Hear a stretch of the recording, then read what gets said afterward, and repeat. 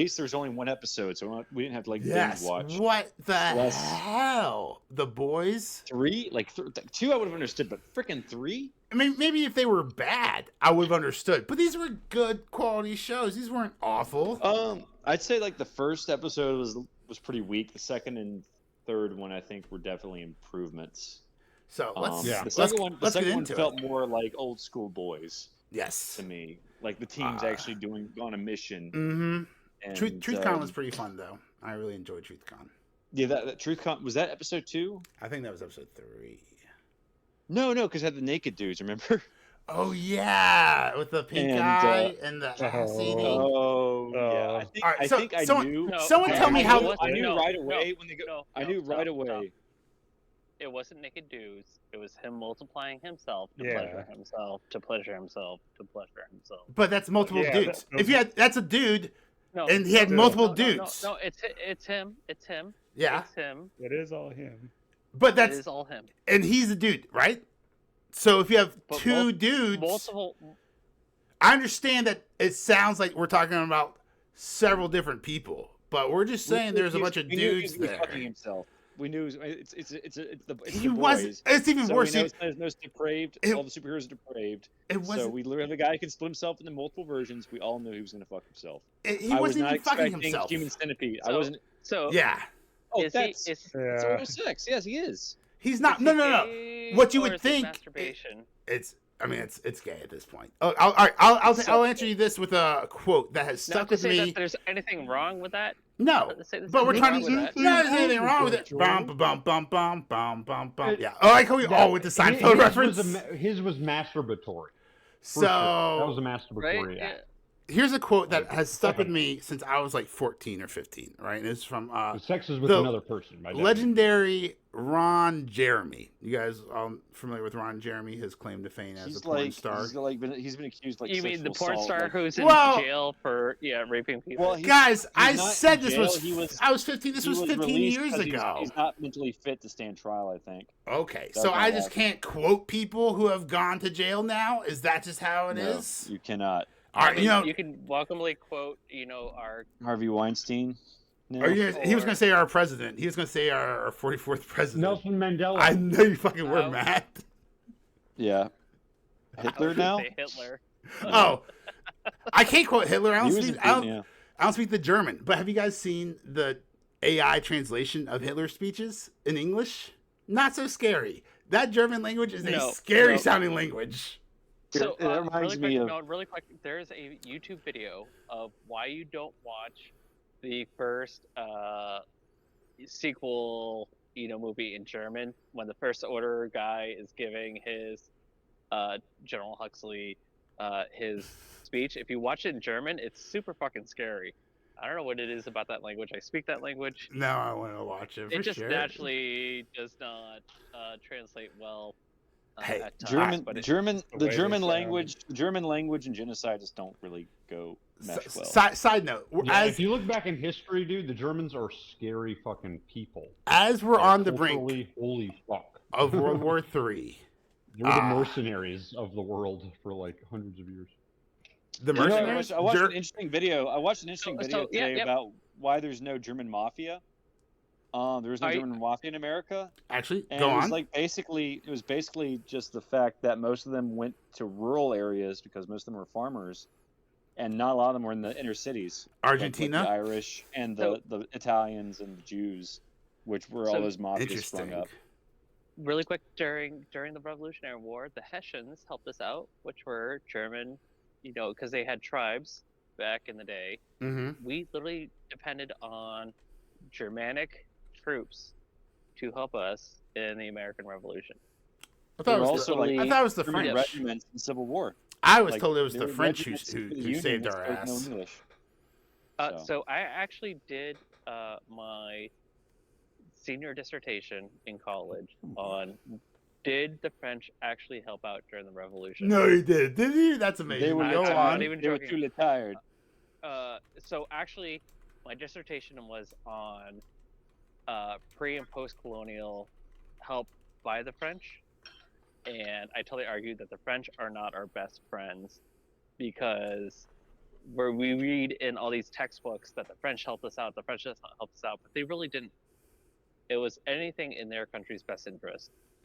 What you get is these little stories about the Huayshino, these German tribes, these French generals who actually hated France, or the leadership that helped us out. But anyways, not to go down that rabbit hole. The boys. Yeah, but one second. Yeah, I just asked Chat. I just asked Chat. Nazi-free this season. Wait a second. I just asked ChatGPT real fast about this because I've never heard about this German support for the fucking. Where was that in the Patriot? I don't remember that amalgamation. But according to ChatGPT, Major, you don't remember the Hessians? What are you talking about? I don't know. Hessians, yeah. During the Revolutionary War, no. And according to ChatGPT, we fought against them. I was going to say, according to ChatGPT, neither do you, because according to ChatGPT, 30,000 German soldiers, commonly referred as Hessians, fought for the British during the war. The British. Were you saying the opposite, Matt? I was just trying to correct myself, or George Washington. That was the group of people that George Washington crossed the Delaware to surprise. Was the Hessian army. Shout out to Shane Gillis. Up on them in the middle of a fog and just fucked them up. A fog? You mean Christmas? Yeah, it was like a Christmas Day fog.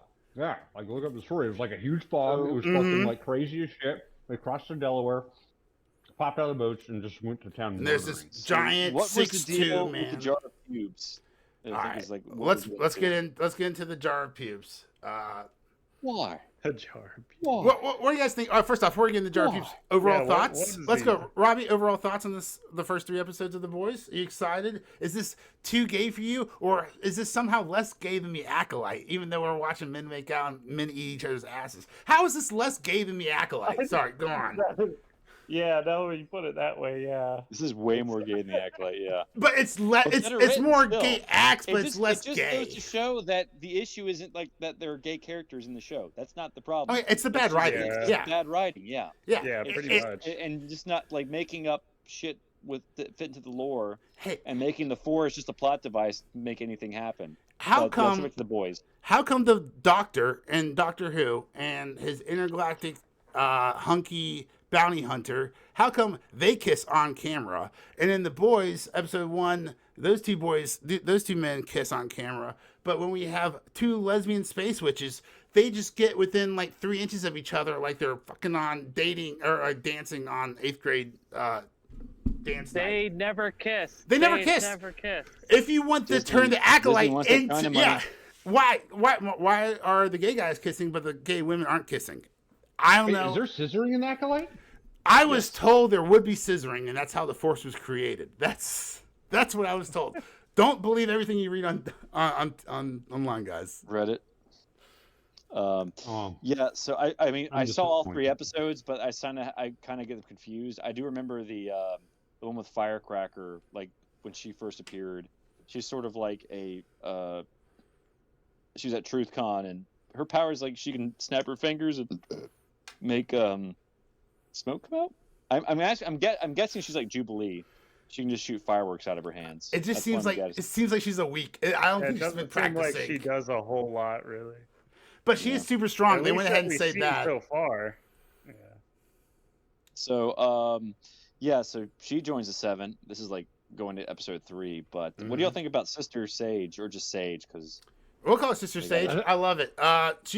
She's probably the best character on the show. Yo, is she evil though? Like, what's going on with her? She's so smart. She's definitely triple, quadruple crossing everybody at the same time. She's so smart. She helped Homelander kill those 3 guys. I mean, they were like Homelander home teamers or whatever, but they didn't like. It was a false flag. Oh my god. So, do we love the politics in the show, or do we absolutely hate it? I love how they are going hard on it, but bro, it's such a reflection. It's a reflection of real life. And of course, A-Train didn't participate in killing them because they're trying to get his redemption arc going, even though he's done too many horrible things. A-Train's the one that kills. He was girlfriend. Killed the boyfriend. But that was like 3 seasons ago. He's forgivable now, right? No. I'm saying the scene where they're beating up the guys to be martyrs. Yeah. He splashes in and bashes him because Deep is about ready to kill him, and Deep doesn't want to do it. And then A-Train Did does A-Train do it. finish it off, or was Yeah, it? A-Train. I might need to Maybe rewatch it. or- I think A-Train A-Train killed is the anyone. one that kills the last one. Which Is the Because boy I who- remember watched he zipped over to the door to I think he stop just him. got. I think he Yeah. just stopped him from escaping. I don't think he actually killed him. No, he. I'll have to. No, rewind no, it, it was but Black I think- Noir who did the killing. Because I think he stopped that him clip, from Major. going out the door, but I'm I pretty think sure Deep Noir, or Black Noir killed him. Yeah, I think Noir came in and because they're finished really him. leaning hard into A-Train redemption arc. But the Deep, They are. He's gonna die a Black horrible death. Noir, who isn't Black Noir, and I Yeah, love Let's talk about hating that character. how I great thought it was- is. I thought it was funny. Definitely a when clone he- of Homelander. When he started talking, I was like, oh, I see what they're doing here. So do you love the fact that they dropped the whole? He's like, I studied at Godalkin. I was top of my class, and they dropped the link to, the other V. series. Yeah, the V. Generation Yeah. Gen V. Yeah, which I mean that show was Mediocre. It was forgettable, meh. but Yeah. I don't know like how they're gonna do it without that Chance guy because they got to like rework that. Chance Perdomo, Uh, yeah. Yeah, so but when that happens, I'm wondering if any of them are gonna have cameos this season. I'm sure like what's her name, Marie Moreau will because she has a connection with Victoria Newman. Mm-hmm. Which the first episode sort of threw me off because like literally he tries to kill her like twice. They try to kill her twice, So and she's just if like, "Don't do that." Back and to she's, back. Like, walks away. Takes a bullet to the head. Yeah, Well, I love and- the fact that she's like, you guys are even worse at this than I thought. Yes. Here She's they've so been a elite cocky. Group. She's so they were a cocky. terrible Yeah. Black Ops Yeah. team because like literally They they are. get seen and made everywhere they go. They got made at TruthCon. But They got made like- when Victoria. They tried to like. Were they But trying to this kill is- Victoria Newman, or what were they trying to do? But I like the writing here because It's pretty Mother's crazy how Milk. powerful No, she is. Mother's Milk is now in charge, Mhm. and how she's like, you're worse Same than you used actor. to be. Same And actor. consistently. Yeah. So all 3 episodes, they just straight up fail, and it's because Because Mother's Milk is bad as a job. Mother's Milk. No, so Mother's Milk is in charge now. Now Butler. And so now that he's in charge versus the crazy, wild card bitches that Butler is. You mean When you Butcher? have proper Butcher, sorry, fuck, Butcher. How you don't have that wild card anymore. It's properly structured. It's a proper military unit. XYZ. We follow a proper protocol. Everything fails, and so I like the writing there because it's implying that when Butcher was in charge, even though they were fucking crazy, they got the job done. Versus now, they're properly structured. They're part of the government. They're being promoted by the government, and everything's failing. Oh, you think that's a metaphor? You think they're being Well, I thought it was- Yep. tongue in cheek? Yep. 100%. I love it. Well, I thought it was Great interesting that observation. Singer, the guy who's running for president, is in on. He knows Victoria Newman's trying to kill him, Yeah. or she's going to kill him right after they get elected president. But he can't like dismiss her, just because it's too close to the election. And if he Mhm. tries to, he'll be dead anyway. So it's like sort of interesting how they Yeah. know, but they can't kill her. Well, I mean, I don't understand why they can't kill her. Apparently, she's bulletproof now for some reason and acid proof. I mean, she makes people's heads explode. I don't know why that would make her like Yeah, she's. those things. She I has didn't know so she was many that superpowers. Yeah, that's She it's has a little a like lot more plot, than that's just kind of like popping plot heads. armor. It's kind of like Yo, plot her armor daughter there. was scary as shit. That scared the fuck out of me. Yeah, she's like what? Was it Melina from Mortal Kombat or something like that? Yeah, what the fuck, dude? She ate those guys' faces. Just Yeah. So yeah, that's a little creepy. But yeah, she was in the second episode. She was in the third episode at the ice skating thing. Whoa. Which- the and I boys, think that's that's what the boys is known for. These wild fucking scenes. These I love incompetent, that one. these That was- incompetent fucks. Skating over her fingers is like I never I want to got go ice some- skating again. Oh my god. That's like what everyone's always afraid Oh. of. Like I'm gonna fall. Someone's gonna skate over And my what fingers. was with one all of a sudden just sliced Just- to the throat? Where'd that come from? Oh, It just- actually has happened at a hockey game. Someone, somebody There was a They- goalie they who were literally had a stepping- stroke yeah, they cut were- at I a did. hockey game, and he like literally went back after like a week later after getting his throat cut. Yeah, so probably because they gave him free it does tickets for happen. life. Yeah, but yeah, he was just doing. maybe he wore a turtleneck after that, but High still he chairs. went back on the ice. So He wore a turtleneck after that. I don't know. I would. if I'm gonna play, just for extra protection, like a neck guard or something. Apparently his helmet, because you think that helmet would like protect your neck, but I guess the skate got through. But yeah, it's nuts. A lot of blood in the ice that day, and on the boys. And We're on kind the of going all over the place. What was the best episode of all three, in your opinion? I think episode 2 was. Yeah. That felt like the most like old school boys episode. Is that TruthCon? Was that TruthCon? Yeah, TruthCon. Yeah. That was dope. I did like Truth. Apparently, apparently that dude who played the Splinter guy was in Supernatural, which was Eric Kripke's show before The Boys. So there's a lot. If you watch Supernatural, there's a lot of cameos in The Boys. Like obviously, Soldier Boy was the main star of Supernatural, and Jeffrey Dean Morgan is in this season. He was also in Supernatural. He's so good. The CIA guy is Jeffrey D. Morgan. Yeah, so we don't know what his arc's going to be, but like Butcher was like talking to him, was like, "We're not going to turn Ryan." He's like, "That's cool, man." Episode 3. Yeah, we should turn Ryan. We're definitely going to turn Ryan. 100%. So apparently he's going to be like, do you think Jeffrey Dean Morgan's secretly working for Newman or Homelander? Or nah, he reeks. There's going to be some sort of twist with his character. I think he's going to betray Butcher. I think this season. That's pretty much obvious. Yeah. But why? Butcher's already dead. Womp womp. I don't like it. Is he? I don't know. They'll probably find like a cure. He's drunk. He's talking to himself. He's hallucinating. He's talking to his wife. He tries to meet with Newman, and he almost betrays Huey. But again, the wanker comes out on top, and he decides not to. That's good. I wanted to say, shout out to the writers for, as a fan, just thank you for giving us enough respect for not just not telling us about this new Black Noir, but for like not telling us 3 times, explaining to 3 different people, aka the audience, why Black Noir. Everybody already knows. Yeah, like thank you for assuming the audience that can see penises, men explode inside of urethras, and blood and guts everywhere. Thank you for assuming the audience is smart enough to put 2 and 2 together, that they got an actor to replace him, and he's a mouthy. He's talking. I hope he doesn't stop it. He's the best part. And everyone giving him direction as well as like, hey, talk less. Like, shut up. Right? Like, this is like, let's move in. Stop pacing. It's like, it's so good. It's just. Well, Major, remember in the recap in season 1, it showed Homelander ripping up Black Right. Noir's. Well, that's what I'm saying. So from a Disney show, right? If this was Avengers Endgame, right? And they showed the recap of Infinity War, and then someone's getting punched through their body and died, and then they showed up in Endgame, right? Disney would take 3 dedicated scenes to explain to 3 different people how this person is on camera. Putting it forward and let you figure it out. And letting the audience be like, oh, they got an actor to replace him because, of course, Homelander fucking killed him in Rage. And, like, yeah, you can't just, like, yeah, it's so smart. Instead of, like, walking you along, like, okay, now this is what happened. Now, speaking of being walked along. Even though Black Noir was like, Soldier Boy is so much worse than Homelander. And, like, everyone watching through was like, not really. Not really. I mean, he was still bad, but they should have killed Homelander last season. Like, logically. I know they didn't, but...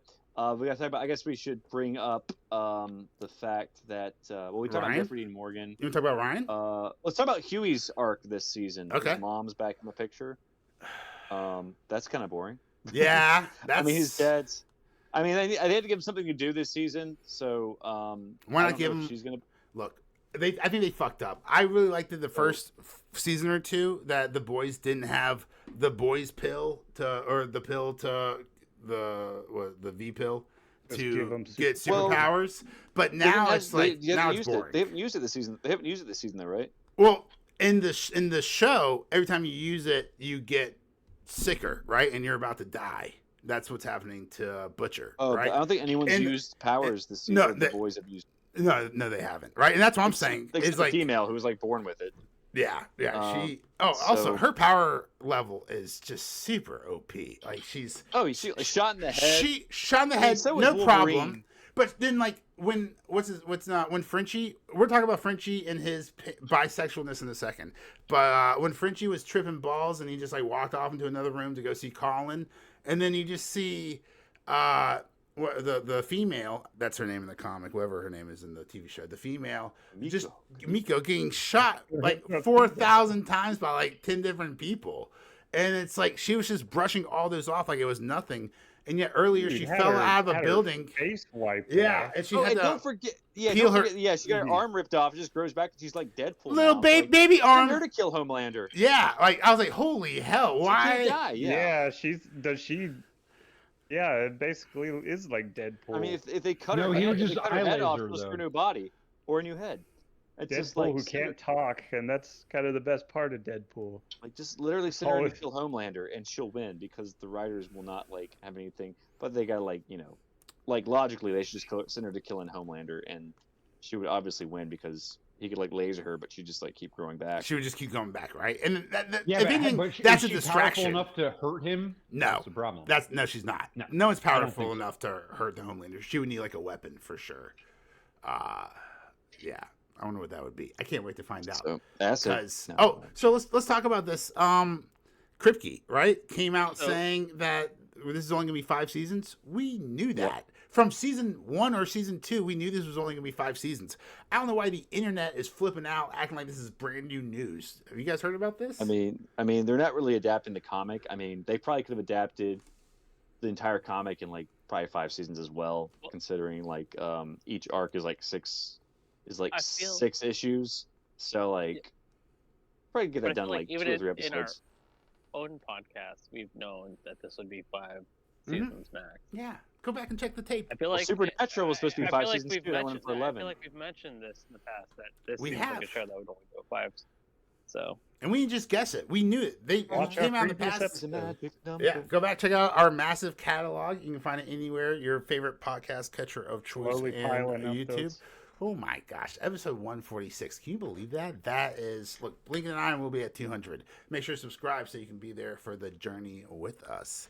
Let's talk and about. our fellow Will we hit fellow the Adam 1,000? our fellow Yes, Adam yes, we will. drivers out there. I never listen to my own podcast, so I don't even know if I've said this in the past. So I really do believe we've discussed this.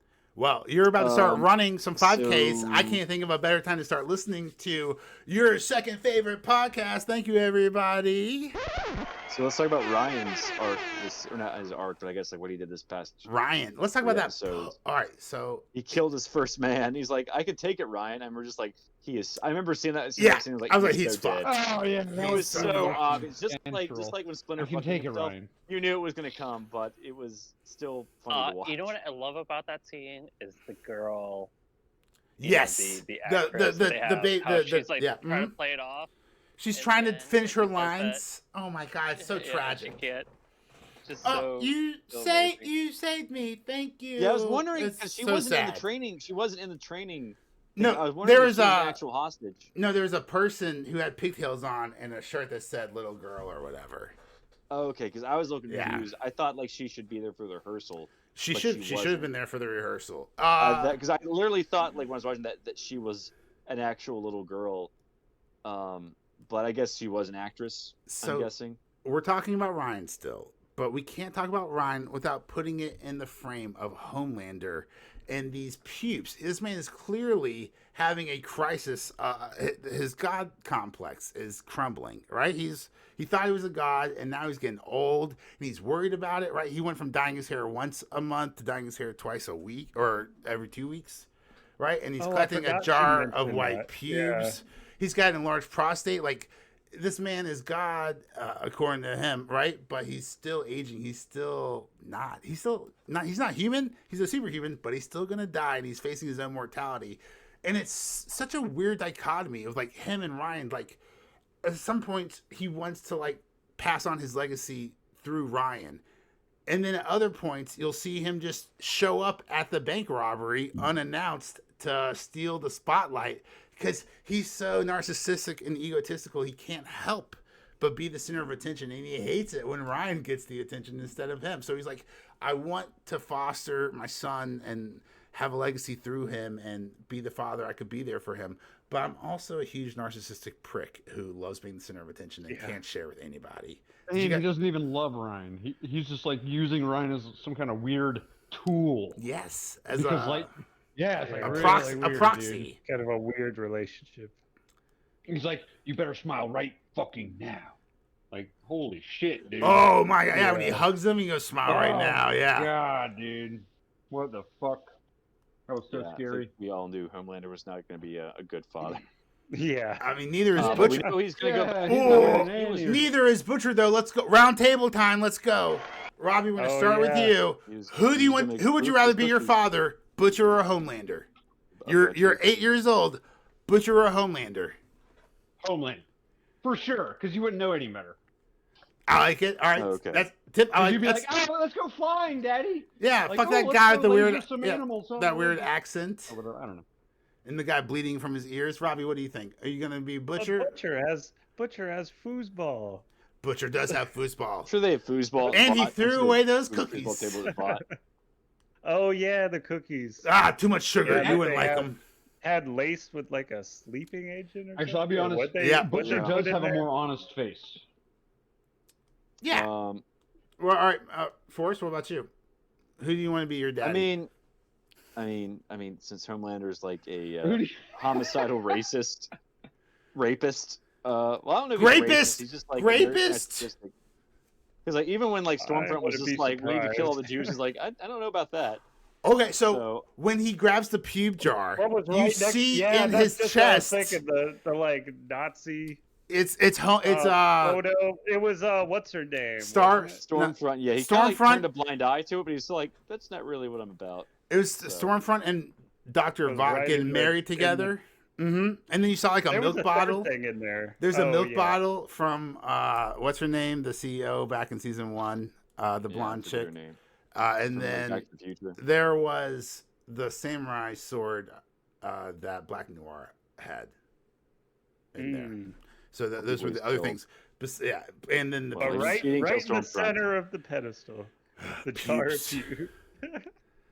I thought about starting that of my own collection. I don't have any white pubes yet, knock on wood, but just starting that little collection out, and then because my wife hasn't seen it yet, so it would just be really weird. And then we'd watch that together. I'd sit her down and watch it together one day, and she'd be like, "Oh, this was a bit. You're weird." That's the thing. Homelander's weird. It's like, He's so like weird. how do you hate the guy? It's like you like pity him. Well, You're like, no, God, no, you're no. like, He there's something laser. wrong He with grew up lasered the in a- guy.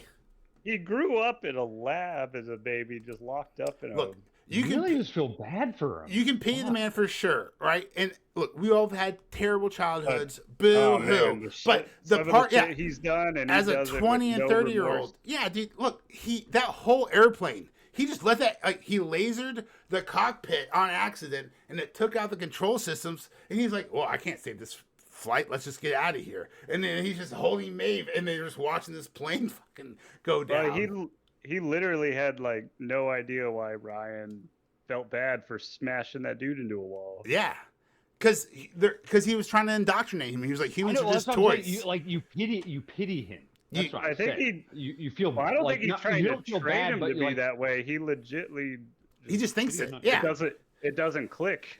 I'd imagine this is Yeah, how he's just racists fucked are, up, dude.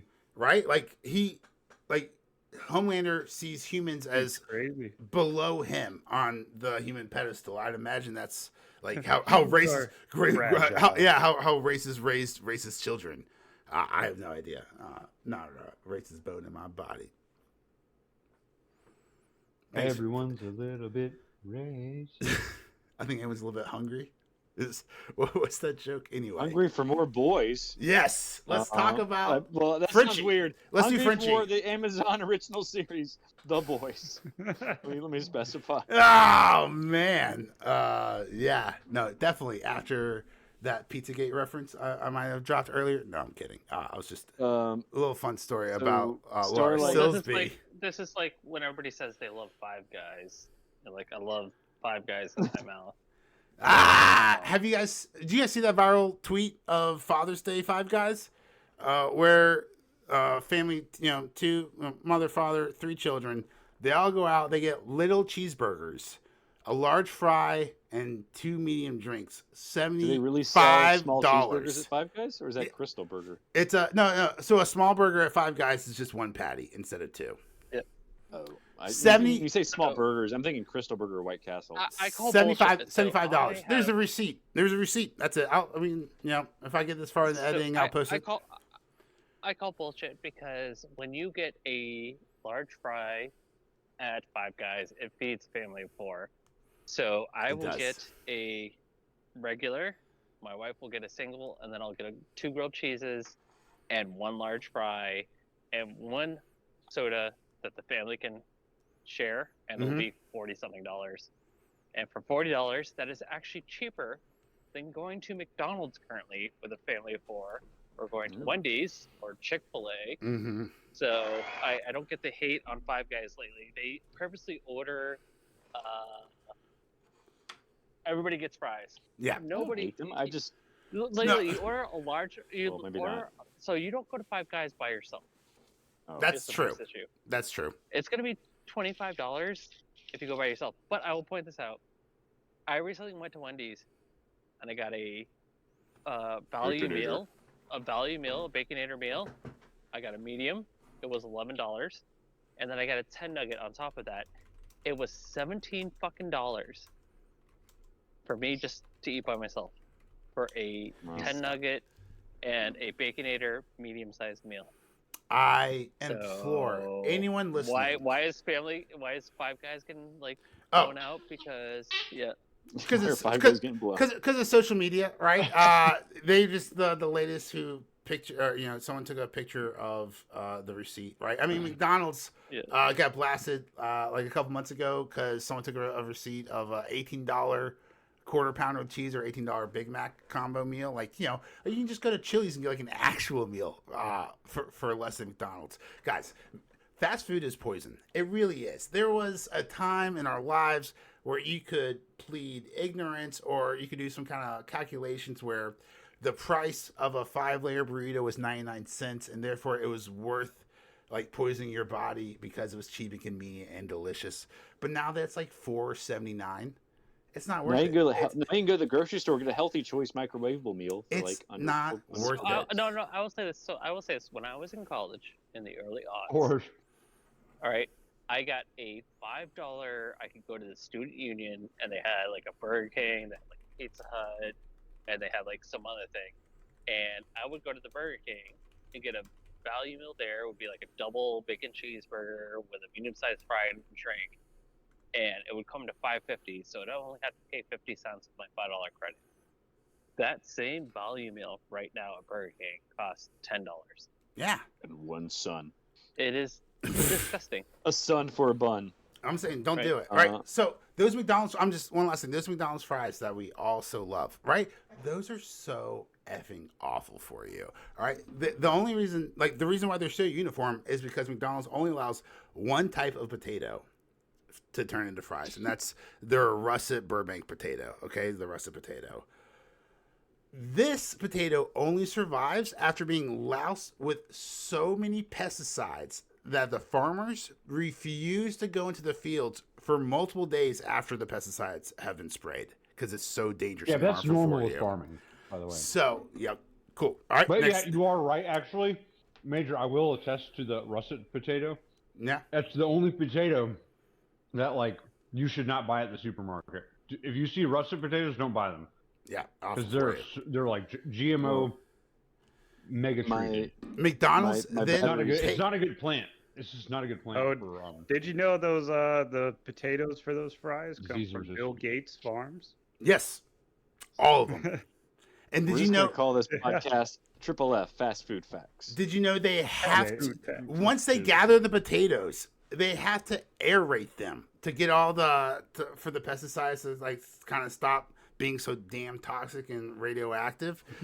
they have to air them out in a field the size of a football stadium.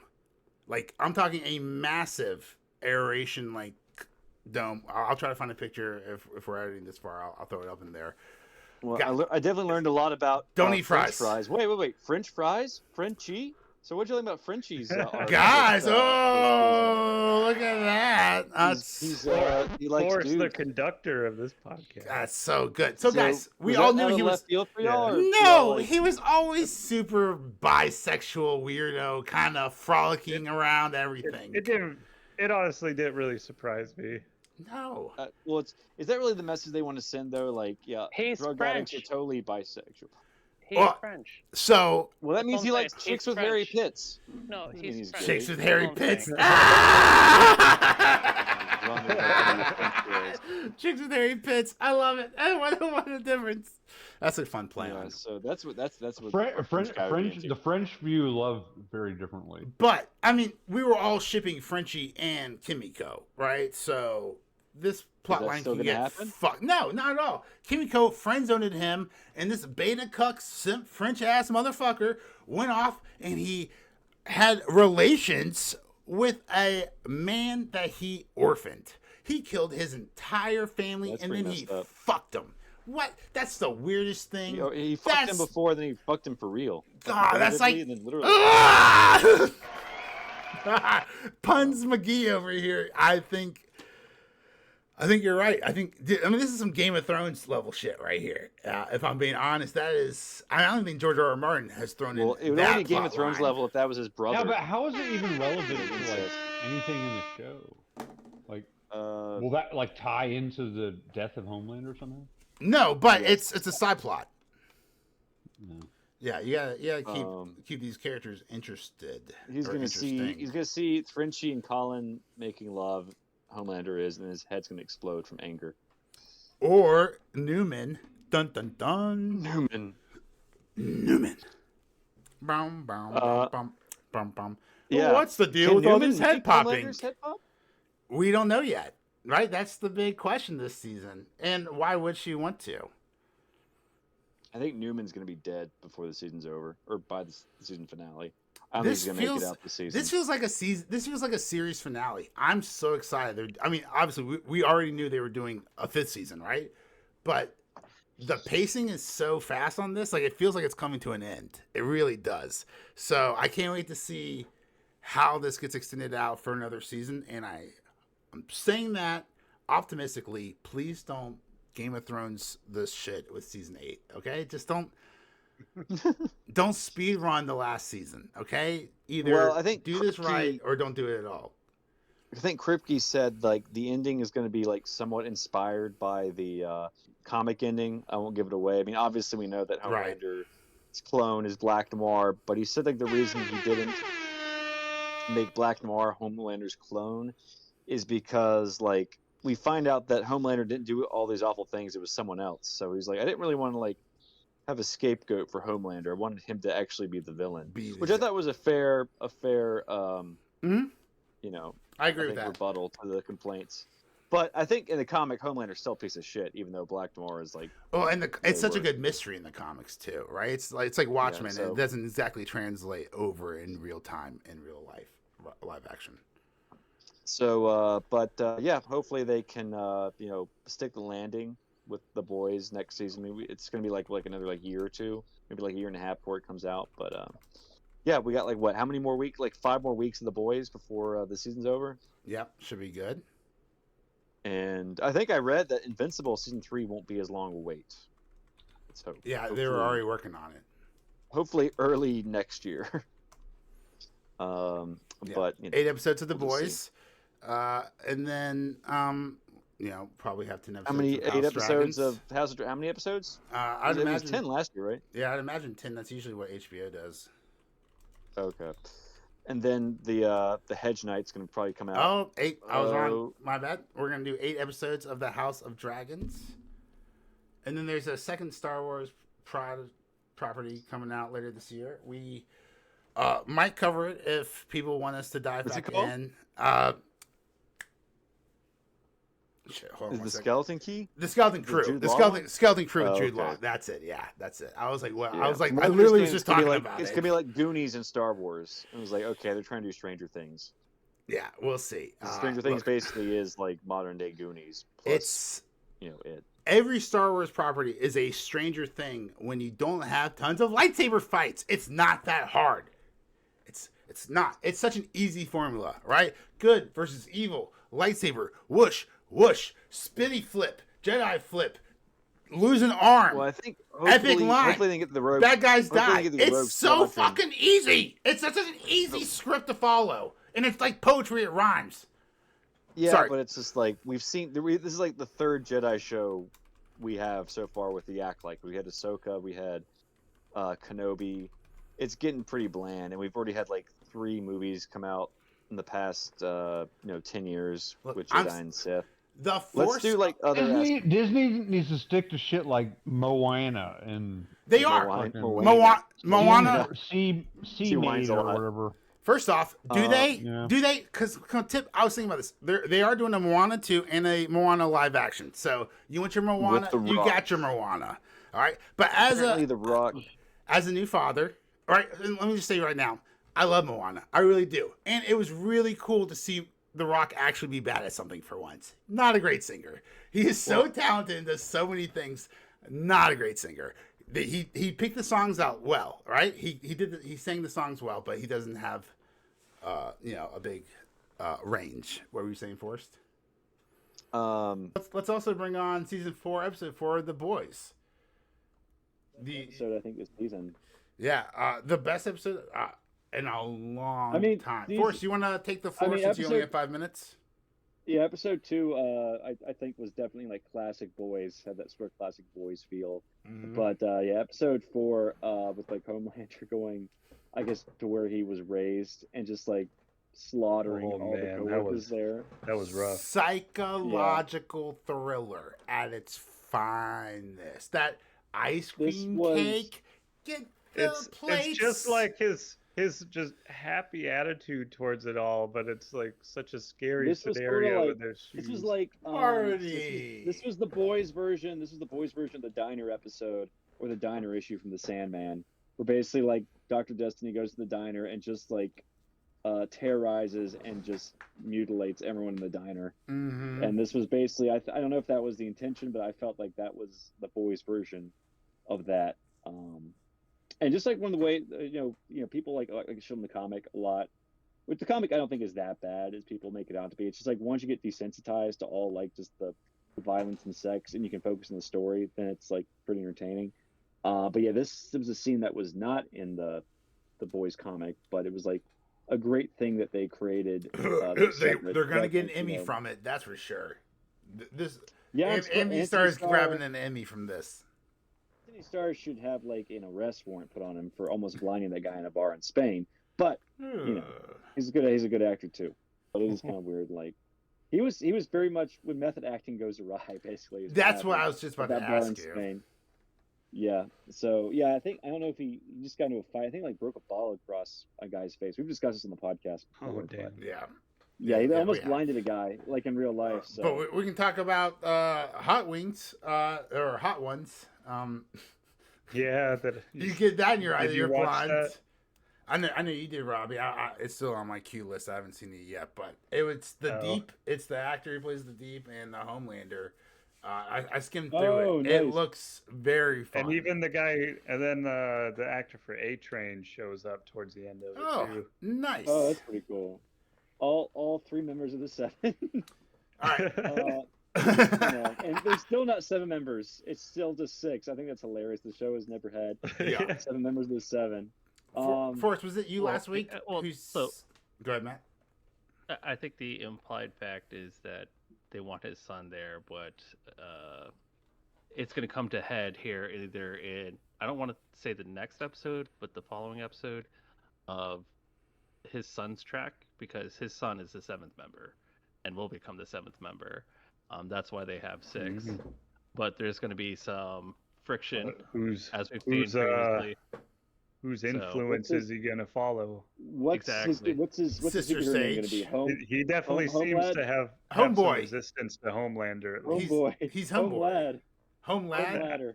That outfit they made, that is just straight Homelander's mini-me outfit. Yeah. All right. Shout out to Cody Rhodes from WWE, who I'll send this in the group chat. I'll put it up on here. Had the best coat of all time. I'm telling you, Homelander's going to take it in season 5. So I'm just calling it here now. They are brass eagles, bald eagles, for like shoulder pieces. I was like, yo, Kelly, let me get that cape. Let me get that cape. Let me get that cape, Kelly. But it was a jacket with a cape? It was Yeah. a jacket cape, you know, because it wasn't like a traditional like a Superman cape, right? You wear like a jacket, but it flowed like a cape. I'll have to show it to you guys. It's pretty. Yeah, It's I'll pretty have to see epic. what Yeah. you're talking about. It sounds Again, cool. I don't want to like take away from anything, but the best writing, the best costumes, and the best action in 2024 are still on the WWE. It's not the boys. It's not. Yeah. It's not the I haven't watched it acolyte. now. Yeah. You can spoil. That you can spoil. You know. I'm gonna sign off, guys. But Hey, you have a great let's all night. finish. This was a great episode, and y'all have fun discussing it because I had a lot of fun watching it. Not as fun as I did watching season 1 of The Boys, but it was definitely a great episode. So, but yeah, I'm signing off. Y'all are the best. Have a great night. So can we just get to the whole lobotomy scene? with the Yes, Oh. yes, absolutely. Let's Jeez. go. Well, because it was teased the episode before, and I'm like, what You the saw. fuck is this Spike for? Oh, that's... And she's hooking up with the Deep, and I was like, did she just kill somebody? So great writing because they put Chekhov's garden pick. I don't know what you want to call it. you know? Yeah. But the Lobotomy fact that the Spike, Deep- yeah. Yeah. The fact that the Deep is that depraved, where he's willing to like lobotomize somebody just to hook up. That was that was the best part. He's like, Yeah. no, I'm not doing that. And she's like, I'll let you fuck me in the butt and while we watch something else. And he's like, let me grab my tools. Like, I where do I love the Deep. Yeah. Oh my But, so god. it just- Hey, oh my god, he Oh, calls Michael- it Like He- Forrest has said multiple times, the Deep is just the show's punching bag. Dude, he asked her earlier in the episode if he wants to take her to Flounder Pounder instead of Pound Town or something like that. Like Flounder. I was like, oh my god. Even though it is crude and it is very just like cringy, it is great writing because though that scene really develops his character and shows you who his character is. Mm-hmm. And I think that scene alone does more storytelling than Hot D did this week. And Really? It's funny because people watch The Boys and they're like, it's just crude, it's this. It's like, no, but the scenes It is all nuanced. matter. Mhm. Scenes serve a purpose. Like, it doesn't feel like a scene and everything. Like, the writing is just so much better. Yeah, it's crude. Yeah, we get a pink eye joke from a guy doing Human Centipede to himself. But Really takes away from the nuance of it. yeah, but like there's a reason for it. It serves a purpose in the storytelling. So that's what I love about this show. You know what else you love about this show? Let's go back to Homelander. Can we talk about how diabolical, how mental he was this episode? Like, he comes in with the cake and he's so happy and he's like, let's go get, was it Barbara? He's like, yeah, call Barbara it in. started off with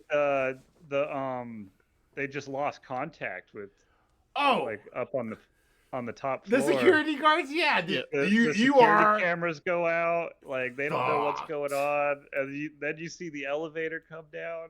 Like that was a good setup there. Yeah, no, that was so good. And like, it's so creepy because like he's not gonna take out the security guards and the cameras just to have birthday cake with people. Like, shit's gonna be bad. And then he's so nice. And he's So like, here's the thing. They did to him. Barbara, Here's the thing. Barbara's the dumbest person in the fucking world.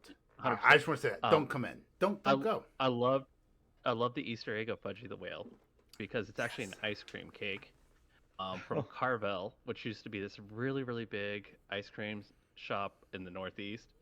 I went to college up in the Northeast, and you have an octopus one, you have Fudgy the Whale, and that was like their big thing.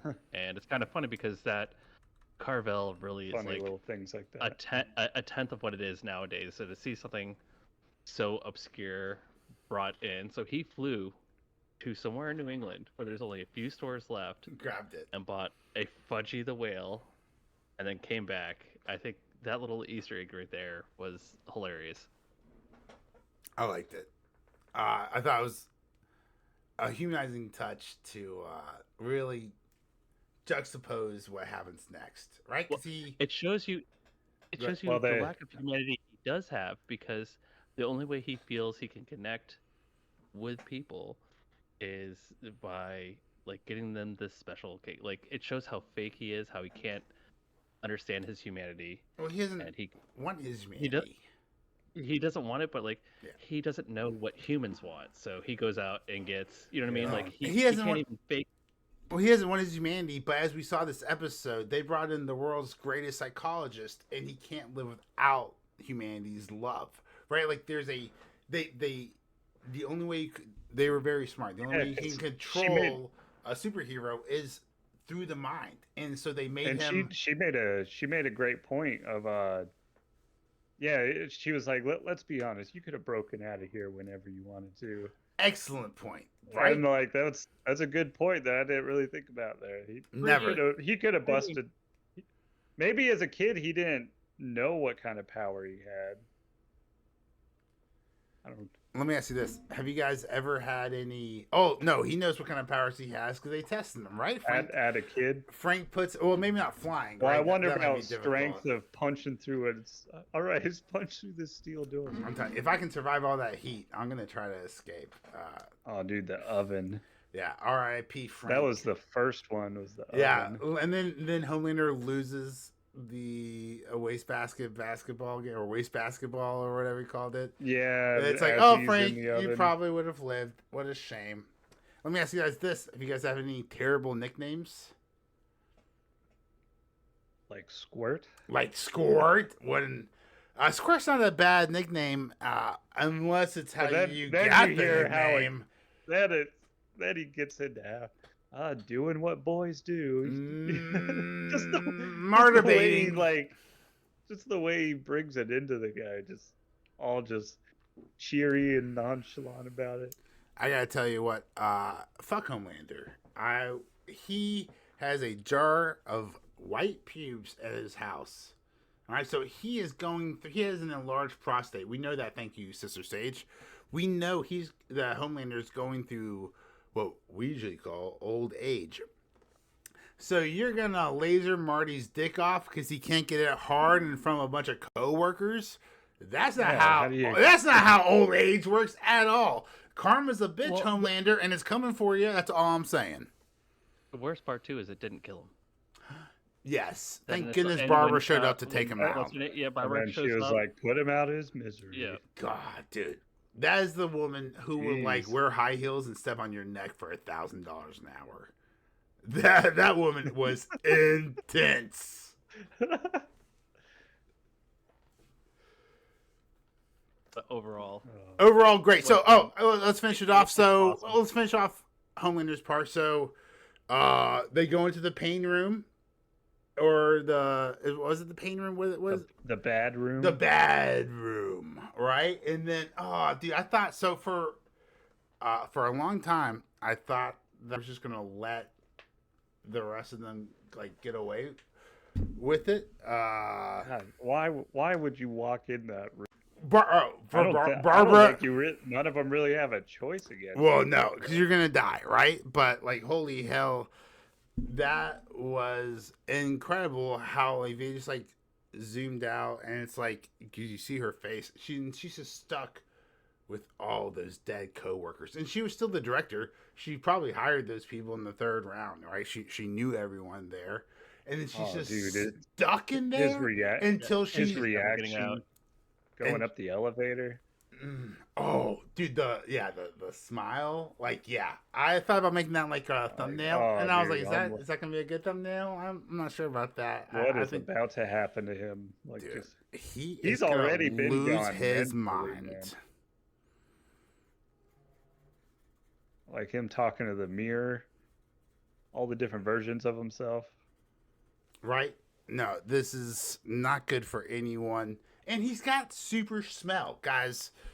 A-Train and that redheaded bitch, the fake CEO or the CEO and lady who plucks her eyebrows out. Dude, she took a shit in his toilet.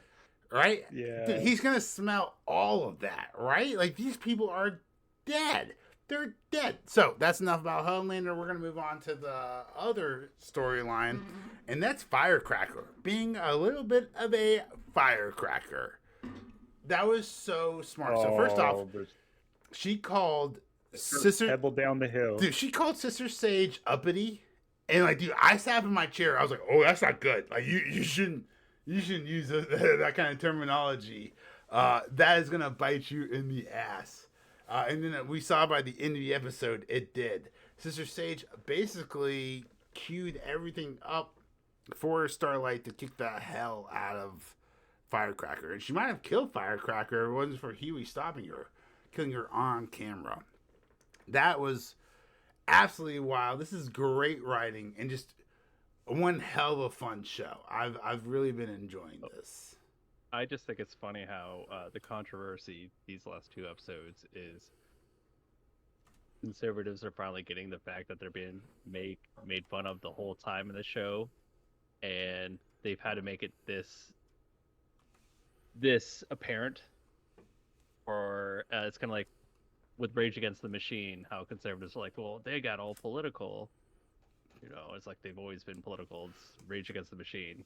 Right. I think this series, it's scary in a way with how close to real life it is with certain things, but the fact that they've had to like use the hammer to be like, we don't like, you know, certain news organizations. Well, I think it's funny. It's been satire, and it's a fun. Yep. Well, good. You know what I mean? Look. Yeah, it's Yeah. satire. Yep. What's going on with our society and world culture now, right? But like, you know, for instance, the showrunner Eric Kripke, right, said if you don't like it, don't watch it, which is fucking dumb for someone to say. That's not how shows. That hasn't worked out for. That hasn't worked out for literally people saying zero fucking people, right? Doctor Who's 2 worst viewed shows of all time happened this season after Kitty Gatwa told fans, "Hey, if you don't want to watch it, turn it off. Go touch grass." Right? So maybe instead of you just sucking your own dick and writing whatever you want to, why don't you write a show that the fans want to watch? That'd be cool too. Well, and I think, but personally, I really enjoy it. All right, I really enjoy it. I don't have a stick up my ass. Well, you know, people who can take a joke and understand that it's satire, you know. But I think it's interesting how we have this like weird, you know, didactic here, where we have a show like this, and then we have a show like The Acolyte or Doctor Who, where it's going to the opposite extreme. It's trying to appeal to certain groups, and it's weird. Like, I don't know how to say this. Like the world we currently live in, you know, when it comes to media, how we have shows like The Acolyte, like Doctor Who, and then we have a show like The Boys, and how politics has literally entered into our media. You know, it has become, everywhere. You know, you used to just watch a show and it was a show. You used to be able to escape. Now, well, the idea that you have to identify, if I watch this show, it's because I'm of this persuasion. How you get that kind of signaling. I watch this show and I am of left or I'm of the right. It's just kind of funny how politics has even entered into media nowadays. Yeah, to the point where like people are like just not even gonna watch or claim they don't even enjoy an entire show because all their favorite political people that they align with don't like the show on YouTube or on exactly. X. Exactly. Which I think is a real problem. Which I think, and I'm just obviously I'm a little biased here, but I think Zeitgeist Cells really does solve, because when it's bad, we'll tell you it's bad. When it's too gay, we'll tell you it's too gay. But when it's good and it's just gay enough, oh baby, we'll tell you that too. Yep. And we'll enjoy that just as much. 100%. Now, I do have a philosophical question. You know, when, like, you know, very homosexual people see heterosexual, you know, stuff on screen, are they like, oh, gross? Like, wait, are you talking about sex or are you talking about just actors acting? Yeah, like sex on screen on screen. You know, like well, I mean, I feel like half of the you can see from Gen Z. Gen Z, there was a poll that they don't want sex in their TV shows, right? Henry Cavill, a very straight and gorgeous man, has also said that sex in TV shows and movies is gratuitous, right? So there's a lot of heterosexual people that are like, ew, gross, sex on camera, sex on TV. But I can definitely right, but they should just not watch that show, right? Yeah. Like, wait, is that the answer though? Is the answer to just like not? if you don't like something, just don't consume it. Yes, that's the answer. Okay, 100%. That's how free markets work. We go to I don't the hate that. second. Is it second or third episode? Yeah, I'm a with big free market person. with the sauna Like, if scene. somebody's better, they need to get hired. They get the job. I like meritocracy, absolutely. All right, I was just philosophically asking you, like, should you turn off the television whenever you hear something you don't like? Because that sounds like an echo chamber, and that's not good. So I think I wanna be that's a challenged. distinction that needs to be made there. What were you saying, you Matt? know, so I want to be challenged, and the only way to, like, if I don't see something I disagree with, you know what I mean, it only, like, seeing something I disagree with only helps me with my beliefs, because, like, hey, this is why I disagree with it. And at the same time too, I'm willing to watch a scene like that sauna scene, which is kind of freaky and weird, but hey, doesn't hurt Yeah, me nobody personally. wants to see the sauna scene. Yeah. Nobody wants to see that shit, but it was pretty funny. But I'm not gonna Like, it sit was here pretty funny. and go, oh my god, how dare, I just saw that, ew. It's like, okay, well, some people are like that, that's cool, you know, that's not me. I am Yeah. not offended by Hey, it. somebody might you have know? Some people popped a tent on that one. Yeah. Hey, Yeah, 100%. some Good people on them. split Good into enough. 5 people and then eat their own asses out. Yeah. Human So, centipede style. yeah. But guys, if you're wondering why I'm wearing because it's shades not this my week, thing. it's because I went to the sauna. That's why I'm wearing shades. It's all Pink eye over all the there. pink eye. That's the question. A point of curiosity. Tip, you're gonna I tip. don't see the world. Tip, you're gonna through every have to set of find. eyes. You're I gonna only have see to, them through my own eyes. Tip, you're gonna I have to find will Wi-Fi. watch hetero, homo, whatever. It doesn't matter. You know, as long as it's not like, you know, gross. Well, like nobody there's wants a to see something gross. So if it's beautiful, you're okay with it. If it was beautiful bestiality, you would watch it. Yes. So I guess the issue If is it was that, beautiful.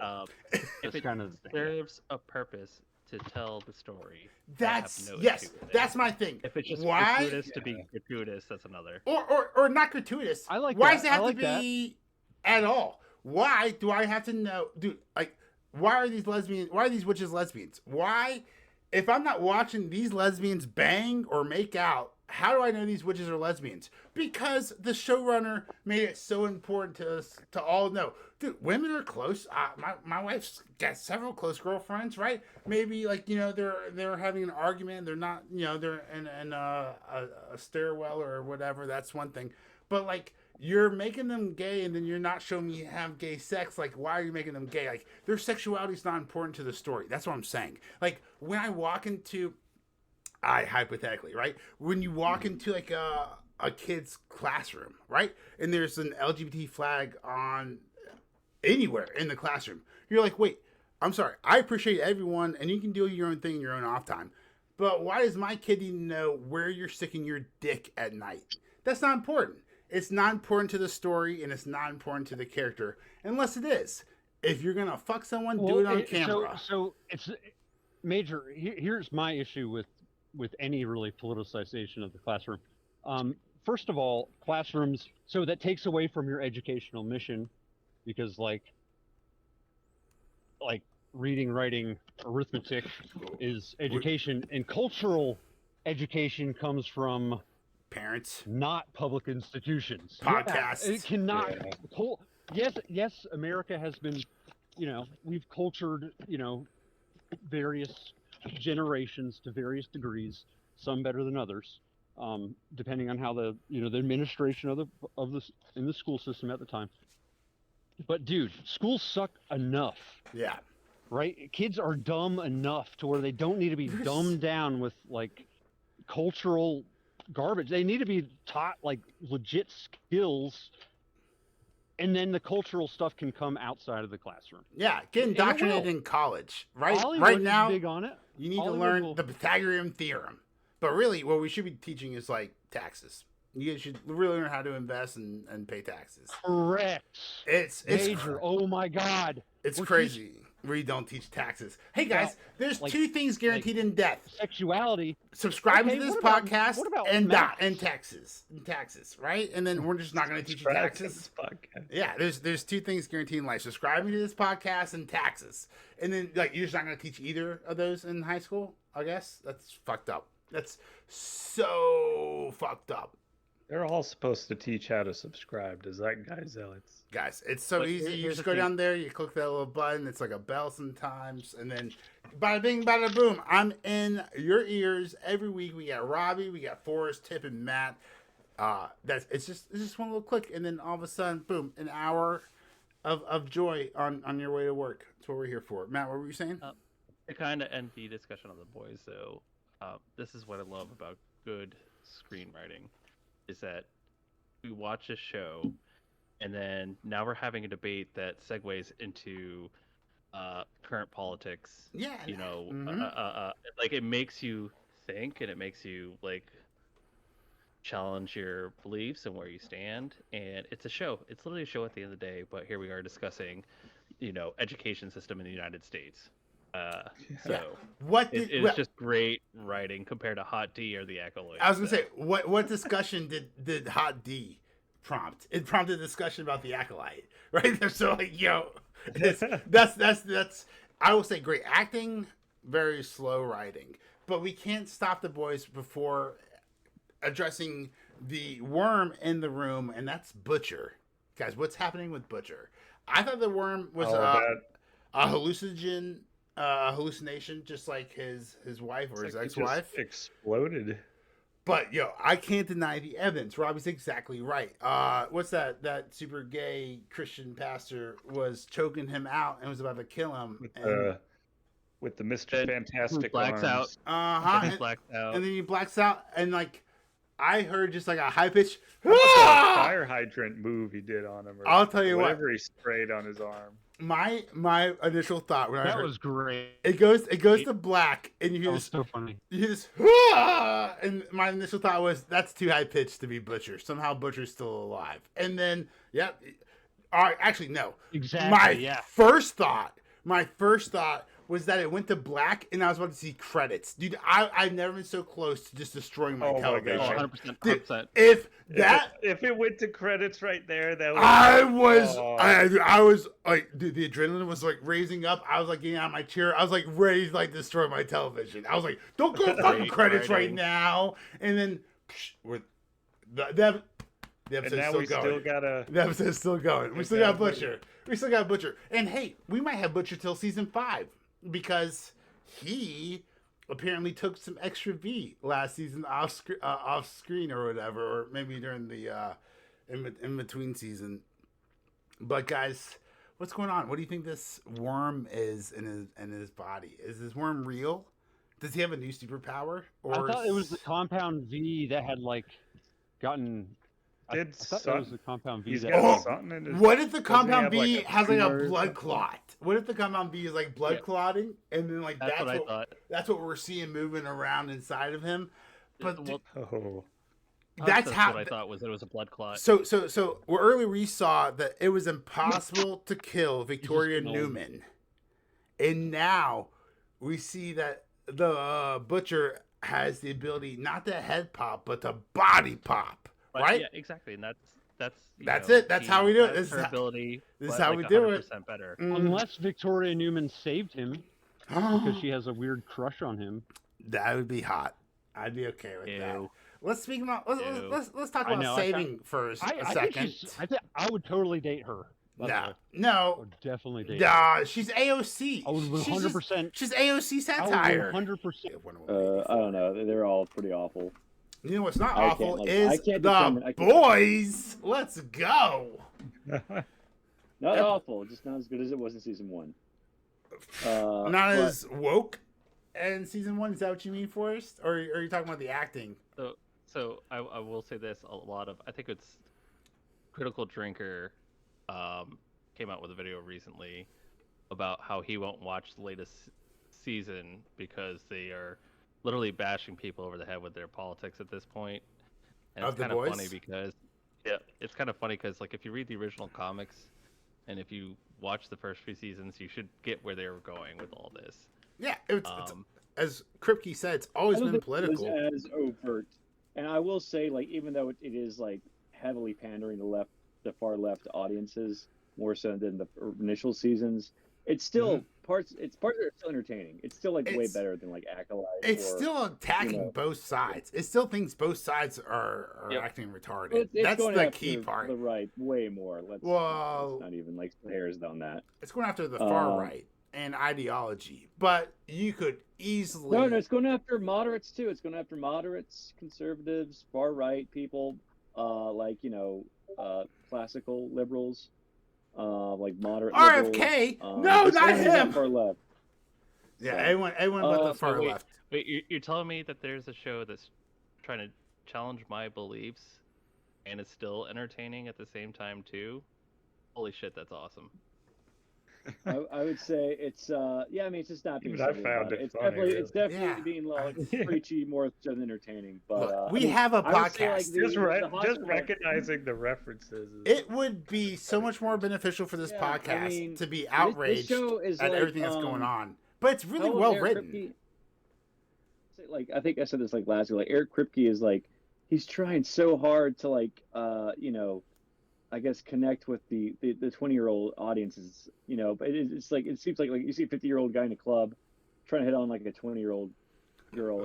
It's sort of like the equivalent of this show. Yeah. Like, it's like you have like 50-year-old writers writing references for 20-year-olds, and it's just Aaron like, Kripke. go off. Yeah, but yeah. What did he say in the first episode? Like he's got that Pete Davidson energy. I was like, oh god. But yeah, I mean, I thought this episode. I mean, the first episode I didn't care too much for. The second episode, I liked. I think the fourth episode was really good. I enjoyed that one. This one, I think I just enjoyed the hospital arc with Huey. The farm one didn't really do it for me. Oh, no, none of it does I it don't for really me. care. The hospital arc I sucks. don't really care. I don't No. really care for like Stan Edgar and Victoria Newman. I thought the whole fucking truce with Newman was so stupid. Like they're literally trying to kill her. Yeah. This entire season, and they're Well, just gonna team up. It's so.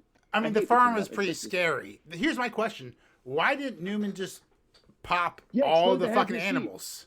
Just kill all the animals. Yeah. Every time you saw a fucking beat up animal, head pop like you did that chicken. I agree. We're gonna get into it, guys. I wonder how much it takes out of her. It doesn't seem to do that. No, much. we saw from the last season finale that she killed like 30 people. Oh yeah, she popped the whole. Yeah, room, she that's popped the whole right. fucking room of congressional testimony. So I know she can kill a fucking couple farm animals. This was horseshit writing. I would agree. All at the same time while she's like, oh god. Intended. It's like all you had to do is just not bring her into that scene. You just had to not bring the most OP character, Exactly.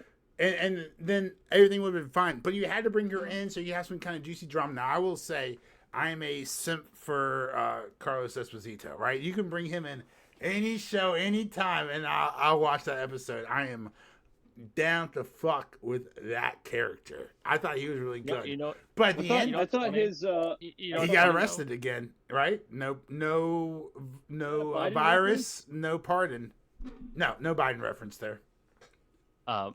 What I he's- think is I don't know. funny is that I had totally forgotten he ran the 7 in the first season. First two. Yeah, I was like, why is Giancarlo Esposito here? And it took like a Dude, minute for me to. Was he Yeah, not in my the first last thought season? My first thought was how weird it was seeing him out of a suit. Right. Like, it was so off-putting. Like, why are they going to That jail was for this that was guy? my first thought. But then he asked for a 'Cause- towel before he gets in the boys' car. He's Oh, like, "Do you guys yeah. have?" I was like, "He's back, baby. This fucking pompous S&P Oh, 100 yeah. motherfucker is It back." reminds me of Niles from Frasier. He has like wiped down his seat before he sits down in the coffee shop. What about Vought making fun, or not Vought, the boys making fun of D23, Disney 23, with like the Vought 52 and the Oh Vought 54? yeah, that was stupid too. Just because like what Tech Night was coming up, he's like, Well, it's been a year since my last movie, so I think it's So time for a it's reboot. time for a reboot. No, that's fun. That's satire. No, Do you no, not no, understand because how Yeah. satire Yeah. works for Why us? would he be there? Why would It he be is. there promoting the reboot if he was in the previous iteration? That makes no Because fucking they're sense. making fun I of. get the joke. Yeah, It's it's stupid. sad. I get the joke. Yeah. It's still stupid though. Oh. It's I like love it. I love it. I love it too because they had the whole like ranking of like movies, like tier. This is a tier 4, and it had like the timeline and everything. So What it was about- a Yeah. Oh, What about and look Face? who just Hello, tippers that's in like the that's house. like Christian Bale coming out to announce Robert Pattinson's reboot. It doesn't make sense. I mean, I get what the idea behind the joke, but it's still He's rebooting Anyway. himself, or it's like Tom Holland, or no, it's like Tobey Maguire coming out and announcing the reboot well, of if he's going to be Spider-Man. in it, Maybe then it's a reboot. But I don't know. That was just, it's a nitpick. I- But I'm just it like, is a nitpick. I will say it is an autist nitpick for sure. 'Cause you get the joke. You admitted you got the joke. What about fact that phases? too- They announced when he phases looks at- 7 through 19. Yeah, but how about the fact that he looks at the Deep and Deep's like, how long is this going to be? He's like, I don't know, about 12, 13 hours. Introducing all the new films. Well, because they're doing And phases so- 7 through 19. That was so Yeah, funny. Yeah, that was. You know, And then- And it's like- laid out just like the Marvel Just one. like Marvel, Yeah, dude. exactly. Shots And- fired. That I was- love it. so I love funny. it. Amazon taking on Disney there, because Fuck Oh, it. yeah. You know who else is taking on Um, Disney? Warner Brothers. Did you guys hear that they're putting out Dune 3 the same day that the new Star Wars movie is supposed to release in December 2026? hopefully they'll hope. I don't know if Dude, Dune's the shots? Star Wars. No, dude. As dead as Star Wars is, Dune. No, this is a sign of That's a balls. gamble. It's a This gamble. it's a gamble. I mean, But they're doing it. And Dune let me ask you 2 this. Let's go around the table. We're doing a round table real fast. We'll start with Forrest. Forrest, would you rather see Dune 3 or Star Wars Episode 10, Rey is fucking your childhood? Which one would you rather see December 22nd? oh, Dune, but Star Wars is still Robbie? Star Wars. Robbie, Star what would you Wars rather see? franchise.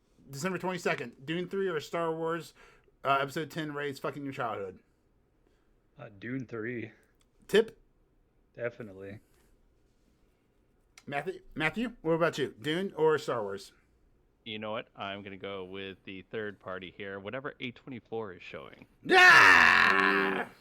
Spoiler alert, it's Winnie the Pooh Terror 2. Electric Boogaloo. I heard. Well, I don't know. I heard that Civil War movie. There wasn't is good. actually a new Winnie the Pooh horror movie Mhm. in the works. Because yeah, the My first jokes, one my was jokes really are based on true stories for sure. But you know what is going to be super awesome or super terrible? Let me ask your opinions about this, guys. What about diverse digital product placement? What if you're watching a movie and if you're a white guy, you see a bottle of Dasani, and if you're a black guy watching the same movie, you see the Deep holding peach black cognac or something like that, and then they cut to black people who are just so unimpressed with like the ambiguous racism.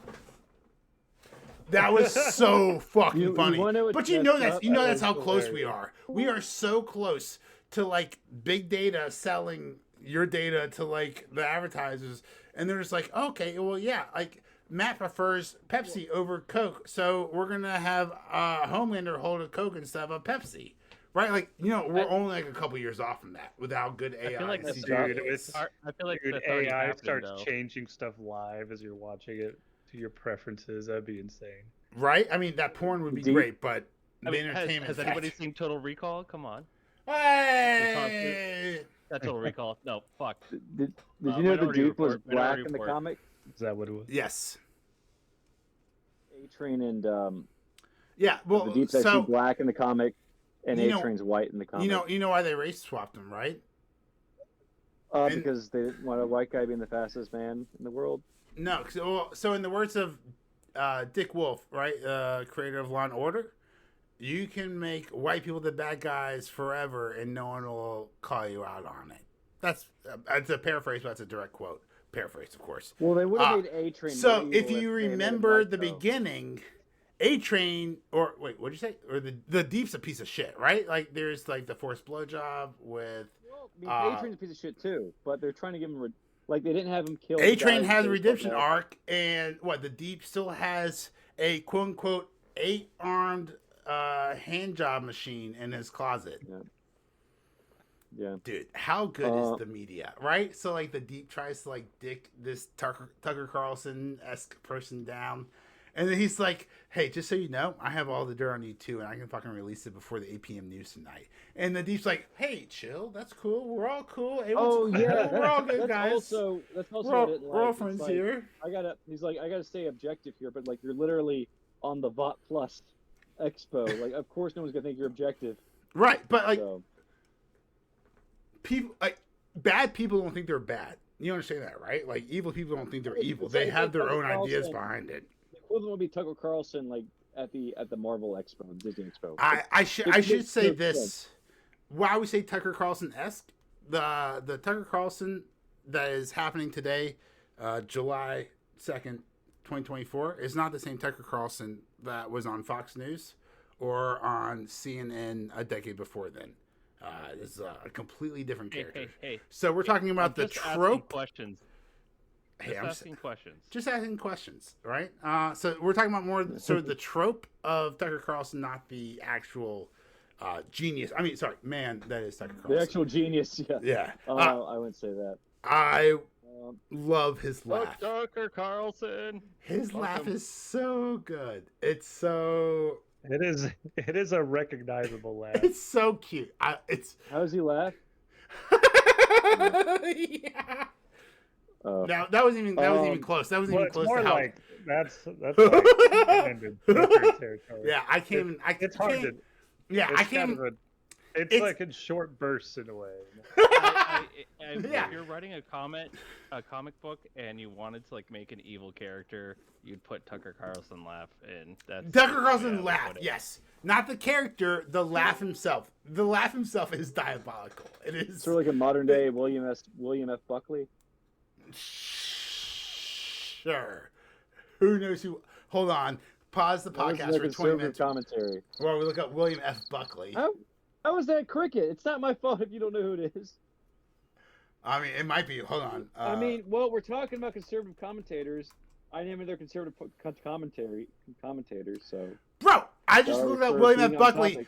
His image is in black and white. It's too old. I'm not going to accept responsibility for not knowing that. But he's right? still the most. I'm sure his shows in color too. Oh, he is widely considered one of the most influential figures in conservative movements. Well, I'm not conservative, so that would explain why I've never heard of this William F. Buckley guy.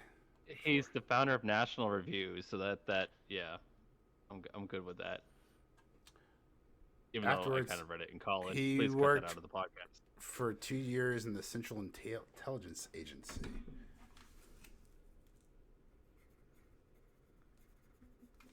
All right. Anyway, so have we started talking about The Boys yet? Yeah. So, what do you think? Do you want to talk about Huey's? Yeah, we were on the product placement. I know we were on their convention. Yeah. So A and a B and a C story. I guess the A story was the farm, the B story was the expo, and the C story was Huey. No, dude, they all sucked. They all. I thought the Huey one was the best. I mean, it was definitely sad to see Simon Pegg go because his likeness. No. Huey from the comic is what. No. Huey from the comic is his likeness is based on Simon Pegg. He is. It is, but he was aged out by the time they were actually able to get funding to turn the boys into a TV show. But I say nay. As a beat up farm animal, I say nay to your supposition here. How cool would it have been for Simon Pegg, aka Huey Sr., to have badass V powers and to have helped the boys? If he had joined the boys for season 5, that would have been so cool. But instead, they did the same fucking thing they've done in season 1 and season 2.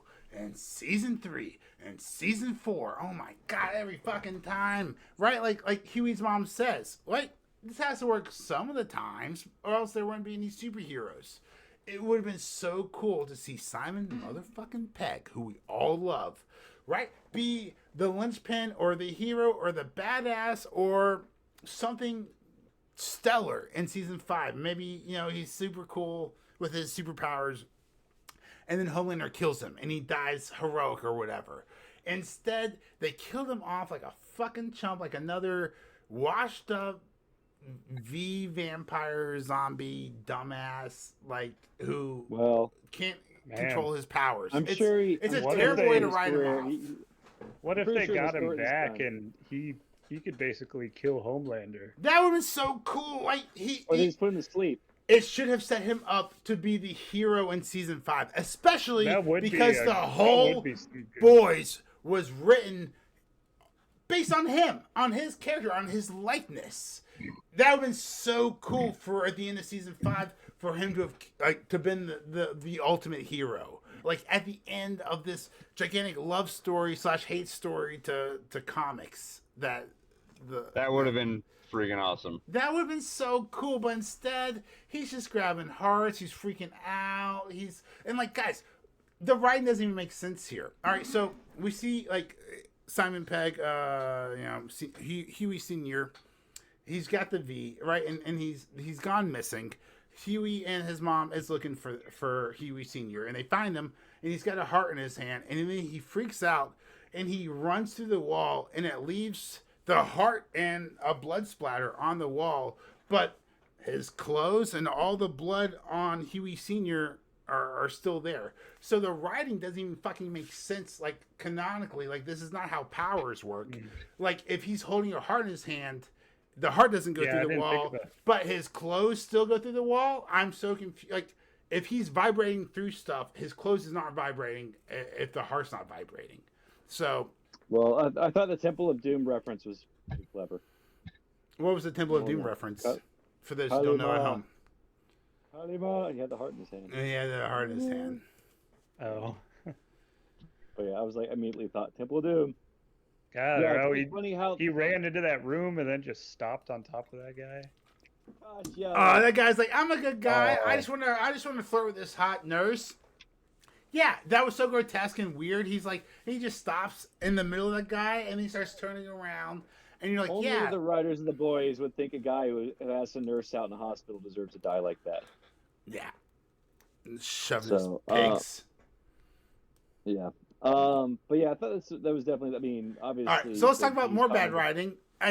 So, look, all we're gonna do is insult and attack this episode. That being said, I really enjoyed this episode, but I'm still gonna attack it on every front because I am critical.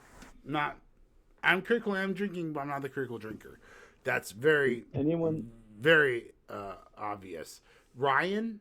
This whole Homelander Ryan thing, is this good writing or bad writing? Okay, so let's talk about this.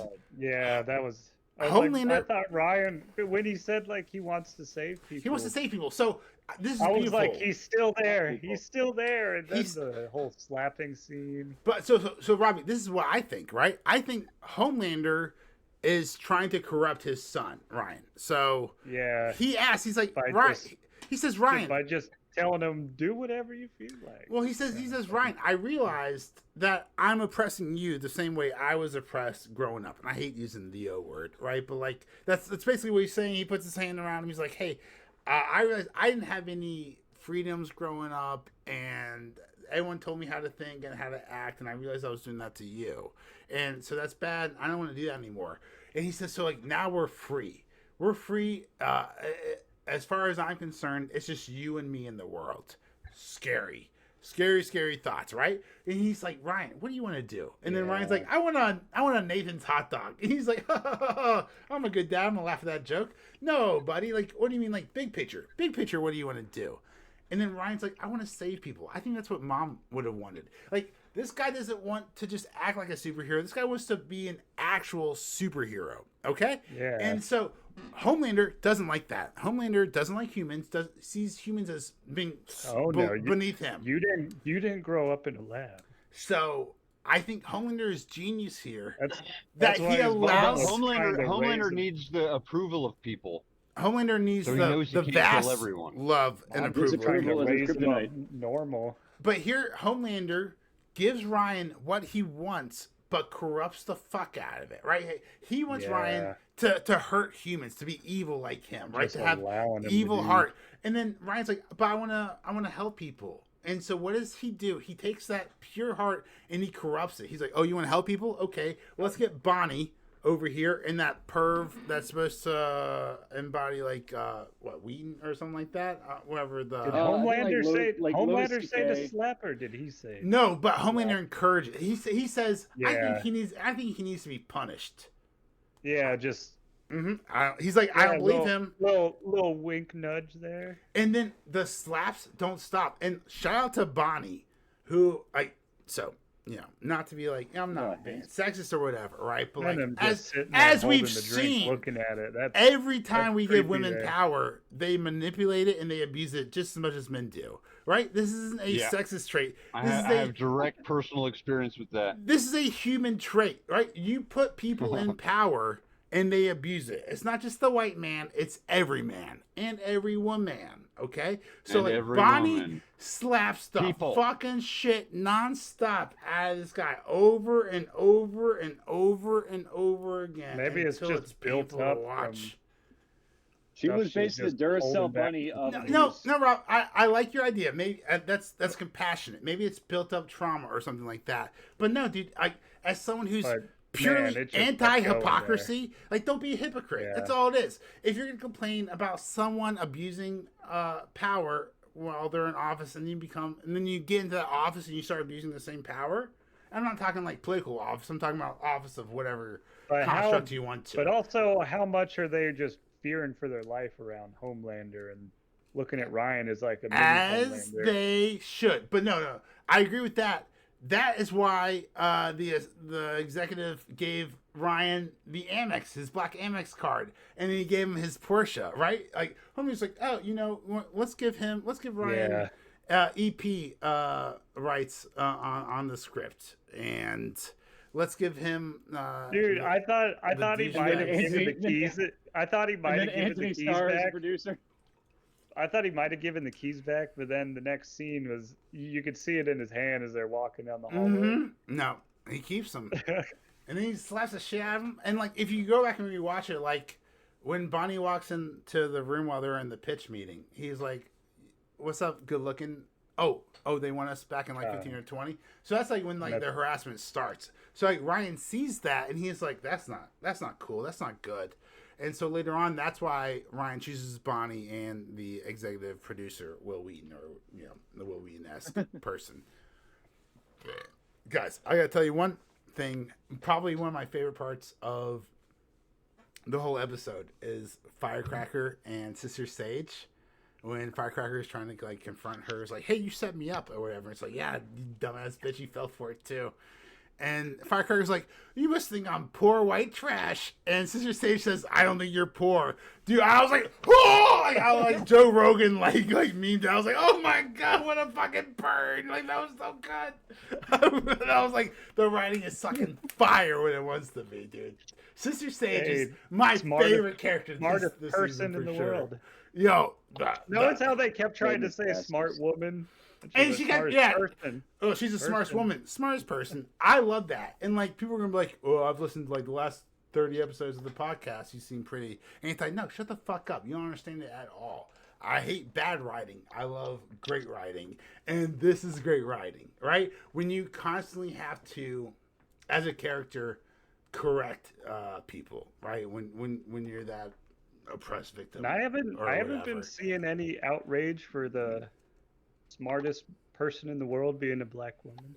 No, not because I'm not seeing any outrage. It doesn't exist. Nerdrotic, Criggle Drinker, fucking Ryan Kennel, Gamers and Geeks. This isn't happening because it's not real. Like, people have actual problems with actual agendas. When you purposefully choose to put ideology over writing, and that's negatively affecting people's entertainment, yeah, that sucks and people are going to react to it. But let's be completely honest here. Hate left a lot of people's hearts like 10, 20 years ago, right? The internet's not as hateful as, or at least the big YouTube heads aren't as hateful as some people in the media would like to make them out, because that just creates like clicks and ad revenue from those clicks. Wouldn't you agree? Sad but true. Like how like, let me ask you this, like the Acolyte. So everyone's getting hate. All the fans are getting hate for being, misogynistic, racist, pigs, or whatever, and hating women for the Acolyte. But we're all in love with House of the Dragon, and it's a story about two women fighting for power, right? So like, the narrative doesn't even make sense. Like, it's not about not liking a sex or a race. It's about not liking shitty writing, right? Like, that doesn't make any sense. Like, how can you be like, oh, you're sexist because you hate the Acolyte, but you love House of Dragons with Allison and Rhaenyra? Like, get the fuck out of here. That doesn't even make sense. Like, what kind of mental gymnastics do you even have to do to attack me on this? Stop going after the fans and figure your crap out. Maybe just stop going after the fans. Yeah, maybe just stop attacking just them. go after Robbie. She's one scapegoat. It's all Robbie doing it. He has like it's just Robbie. Just Robbie. 1,000 different profiles, just hating everything. It would be 97 on Rotten Tomatoes, if not for Robbie. Go to this Twitter handle. At Robbie hates women and in Star Wars. Do like 1,000 DMs. Oh my god. Yeah. Yeah. Well, I think I don't really have anything else to say. But the farm. Do we have any? Do you have any thoughts on the farm? Oh, yeah. We talked about Huey. I thought Billy. Talked about A24, A23. Smile went on for too long. At the very end, I thought it was like he probably had like egg on his face. He turns to what Jeffrey D. Morgan just smiles. And they just held it for way too long. I'm just like, okay. He's probably like, and cut. And all right, cut. so I'm cut. I'm gonna mention another theory from someone online. Look, it might be Screen Rant or Screen Crush. I wish I could give better credit. I can't. But someone proposed the idea that this Jeffrey D. Morgan CIA character is actually another hallucination of Butcher. Right? You know how Butcher is hallucinating his wife? Yeah. We've never seen the CIA Jeffrey D. Morgan character the rest of and them, Butcher with another person. We've never seen them. We've only seen them together. They're never with another person. And JD's like, maybe we should just do this ourselves. And so, what if this is just a hallucination like his ex-wife? Matt, what you were saying? That's awesome. Actually, yeah, that's a great theory. I think so too. I think it's so great. It actually might be real because we haven't seen them interact outside of those two. Yeah. Do you think they'll show his hallucination? Maybe he wants Billy Butcher to think he's a hallucination. Yeah. What will happen is we will see a scene. Double cross? No. We'll see a scene of Butcher talking to Jeffrey D. Morgan, and then we will see it from another character's point of view, probably Huey, and he will see, or Mother's Milk, right? One of those two, and he will see Butcher talking to no one. That's how we will learn this revelation that Jeffrey D. Morgan, the CIA character, is not Do you real. think the thing that came out of the rabbit, that's what's in Butcher? No. Maybe? No, because that was the one I asked next. Butcher doesn't seem like he's dying. Butcher feels like he's very much alive. And after he killed the Ezekiel, the rabbit, Ezekiel, the rabbi or the priest, right? He just splattered him, right? And we see like that brain like digging around. I think he's got superpowers, not Supermarine dead. So I don't think it's a tentacle, but I don't know what it is. I don't know how that worm could create. Dude, maybe he can just pop people, like the lady can pop heads. But what's the worm for?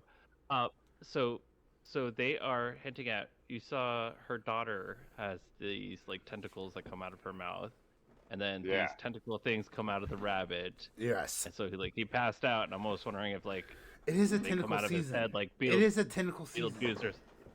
It's a very tentacle season. So like Beetlejuice, it comes out of his head.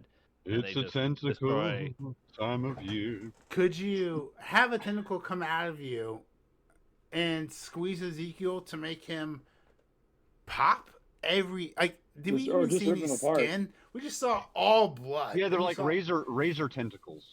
Yeah, because like when she had her daughter had the tentacles, like she just destroyed them. Like he wasn't really eating them. Off.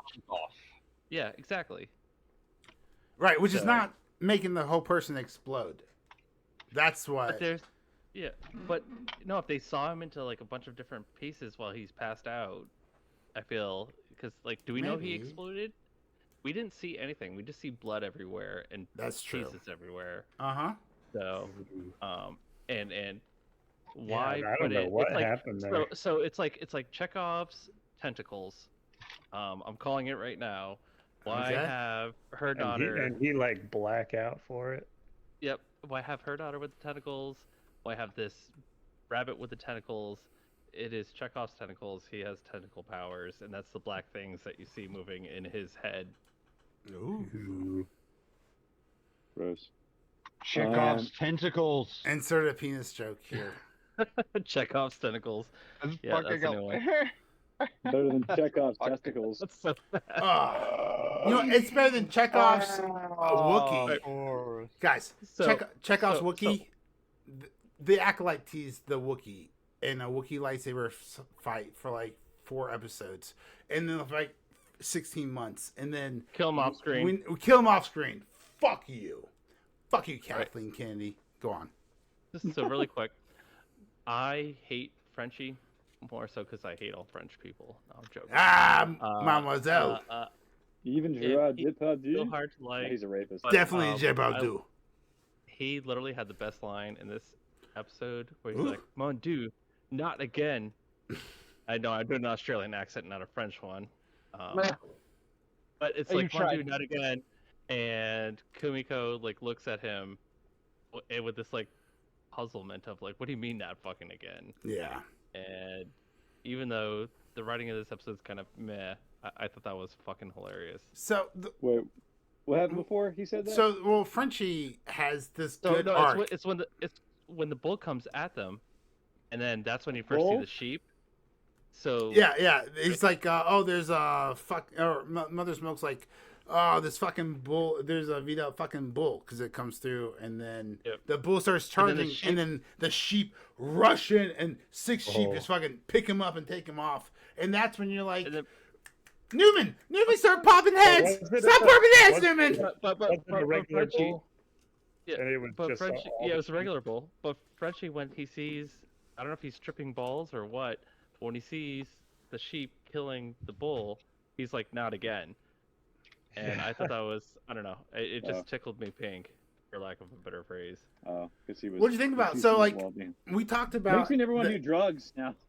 We talked about the A plot, the B plot, and the C plot. But what about the E plot? And that would be Frenchie becoming a little fucking pussy bitch and being upset over killing Colin's family and then having sex with Colin for several months. No, I'm kidding. That's probably the worst thing I've ever heard in my entire fucking life. Killing someone's family and then having sex with the lone survivor is the fucking worst thing I've ever heard, ever. He turns himself in at the end of the episode. Oh, yeah, that's right. How do we feel about this, guys? La Frenchie, la terminated. All the boys, he's probably the worst. Who's done probably the worst things? I mean, I guess like, yeah. I mean, Butcher's done also 3 the bad things. highest. But like literally, Frenchie was like literally like a hitman, or I don't know. He definitely killed innocent people. But I think like of all the 5, you know, ranking them like. Probably Huey, Useless, Mother's Milk are the best, and So- then like Kamiko's innocent, but she's also like a killer, and then Butcher and French are probably the worst of the boys. I will say this: if it's great writing on this show because Frenchie consistently, I hate him. And there's an episode where I love him. Then I hate him. And then there's an episode where I love him. Sounds like And Frenchie. I That's love how the Frenchie fact- feels. Yeah, I love the fact that they're able to write a character who I can't stand most of the time, but every now and then you're like, good on you, Frenchie. Get some. Or like Andy from The Office, or at least like at first. Right, yeah. Then you liked him, and then like the last 2 seasons they make him, you hate him again. Big Tuna. Everyone, I like to imagine there's just one addict writer on the staff for the boys, and he's just in charge of writing Frenchie. And they're like, all right, what would Frenchie do now? And it's like, oh, Frenchie would take some pills and then go help Kimiko. You have to fight through a bunch of season 1, but man, is it worth it for the finale, the twist, and then season. Anyway, get on with the boys. We're gonna get on with the boys. Thanks so much for listening. We really appreciate it. Boys, season 4, episode 6. Overall thoughts? What did we think? Look, they tried to make me look stupid. They tried so hard to make me feel stupid. You're watching the episode, and there's so much of this Jeffrey D. Morgan CIA character, and he's like talking to other people now. He's interacting. They're not interacting back, but he's talking to. He's in the settings, and you're like, maybe this guy is legit. Maybe he's not some figment of his imagination. And then, whoa, plot twist! Right, one of the greatest reveals of the Boys television show, in my opinion. Whoa, you can see her. We're going see straight her? to the big reveal, huh? We're gonna talk. Yeah. Well, I think we all knew that he was going to be a figment of his imagination, but I thought it was a smart, clever way how they revealed it. Yes. When he tells. That was really. That was smart. That's what I was like. Okay, that was an awesome reveal right there, because it all started coming together when he just turned to her. Well, when you saw her again, I think okay, they were going to reveal Kessler is. Or when I first saw him early in the episode, I was like, okay, they were going to reveal Kessler's also a figment of his imagination because she's back, and she's a figment of his imagination. So, but yeah, when he told her like to shut up, I was like, okay, well done, Kripke. Yes. The rest of the episode, I could have done without. What? Like, didn't see his armor. No, it was ass. It was awful. Sorry. Was it ass or was it Tech Knight's ass? Or does that mean you enjoyed it because it was ass? Oh no, it was web hole. That's what it was. Web Weaver. Web hole. Web Weaver. No. But instead of butt, it was web hole or ass. But yeah, I thought like the whole like the sex, like I guess what was it like Pulp Fiction sort of sex dungeon. It was gratuitous. Like, okay. It was gratuitous. We didn't even see Tech Knight in his armor. No. And he's like the number. He's like the number 2 hero apparently, in the world. And if he was just like some guy in a suit, like doing crimes or doing like reality TV shows, no one would like him. But if he has like an actual suit of armor, then yeah, I could see him like being like the Batman / Iron Man of the boys' world. But we never even got to see that. They were just like, oh, here's him getting strangled. You're right. His sidekick was in. His outfit, but not them. Even Ashley had a wardrobe change, but not Tech Knight. Yeah, and like I would say grotesque, like Ashley, the tickling, the smearing of the goo, wink wink, all over his face. I think that really played well into the very last scene where Huey breaks down and he's crying because he's been sexually assaulted, right? He's been essayed. So like. Yeah. Well, I think he was more upset about his dad dying because Bathroom's coming 3, so watch out for next episode. But I thought like Tech Knight. I mean, obviously he was probably racist, but like for him to say out loud, "Yeah, my family were slave catchers." Like I don't think anyone would ever say that out loud, regardless of. And then say it in front of. A train. And then he's like, "I bet my." Okay, we get it. He's evil. Okay, we don't need but at least put some nuance in there. In the beginning, yeah, my family were slave catchers. In the beginning, and later on, he was bragging about it too. He's like, I bet my great grandfather would have given you a run for his money. And then A Train was just like, yeah, better or whatever. Like, yes, that was a bit like, okay, too much, right? Too much. Yeah. I mean, like maybe have him say it in private to or something like that, but don't have him say it within earshot of everyone at the party to A Train. So, how do you feel about Firecracker getting her white supremacy comeuppance? Right, we're all for that, right? It's just kicking her being a white supremacist is just kicking her in the ass. It is not helping her in any degree of her life whatsoever. Well, was that from last episode where she gets beat up by Starlight? Well, because she got tricked by Sister Sage, but it's still not helping her this episode either. The abortion reveal thing. Mm-hmm.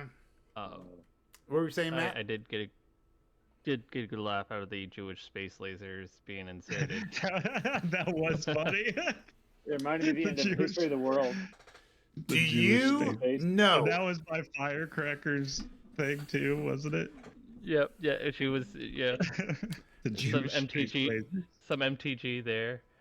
Do you know how? Oh, so they also said AOC. Big shout out. I if not this episode, no, I think this episode they called AOC with Newman. Newman was like, I could be attacking AOC somewhere on camera or something.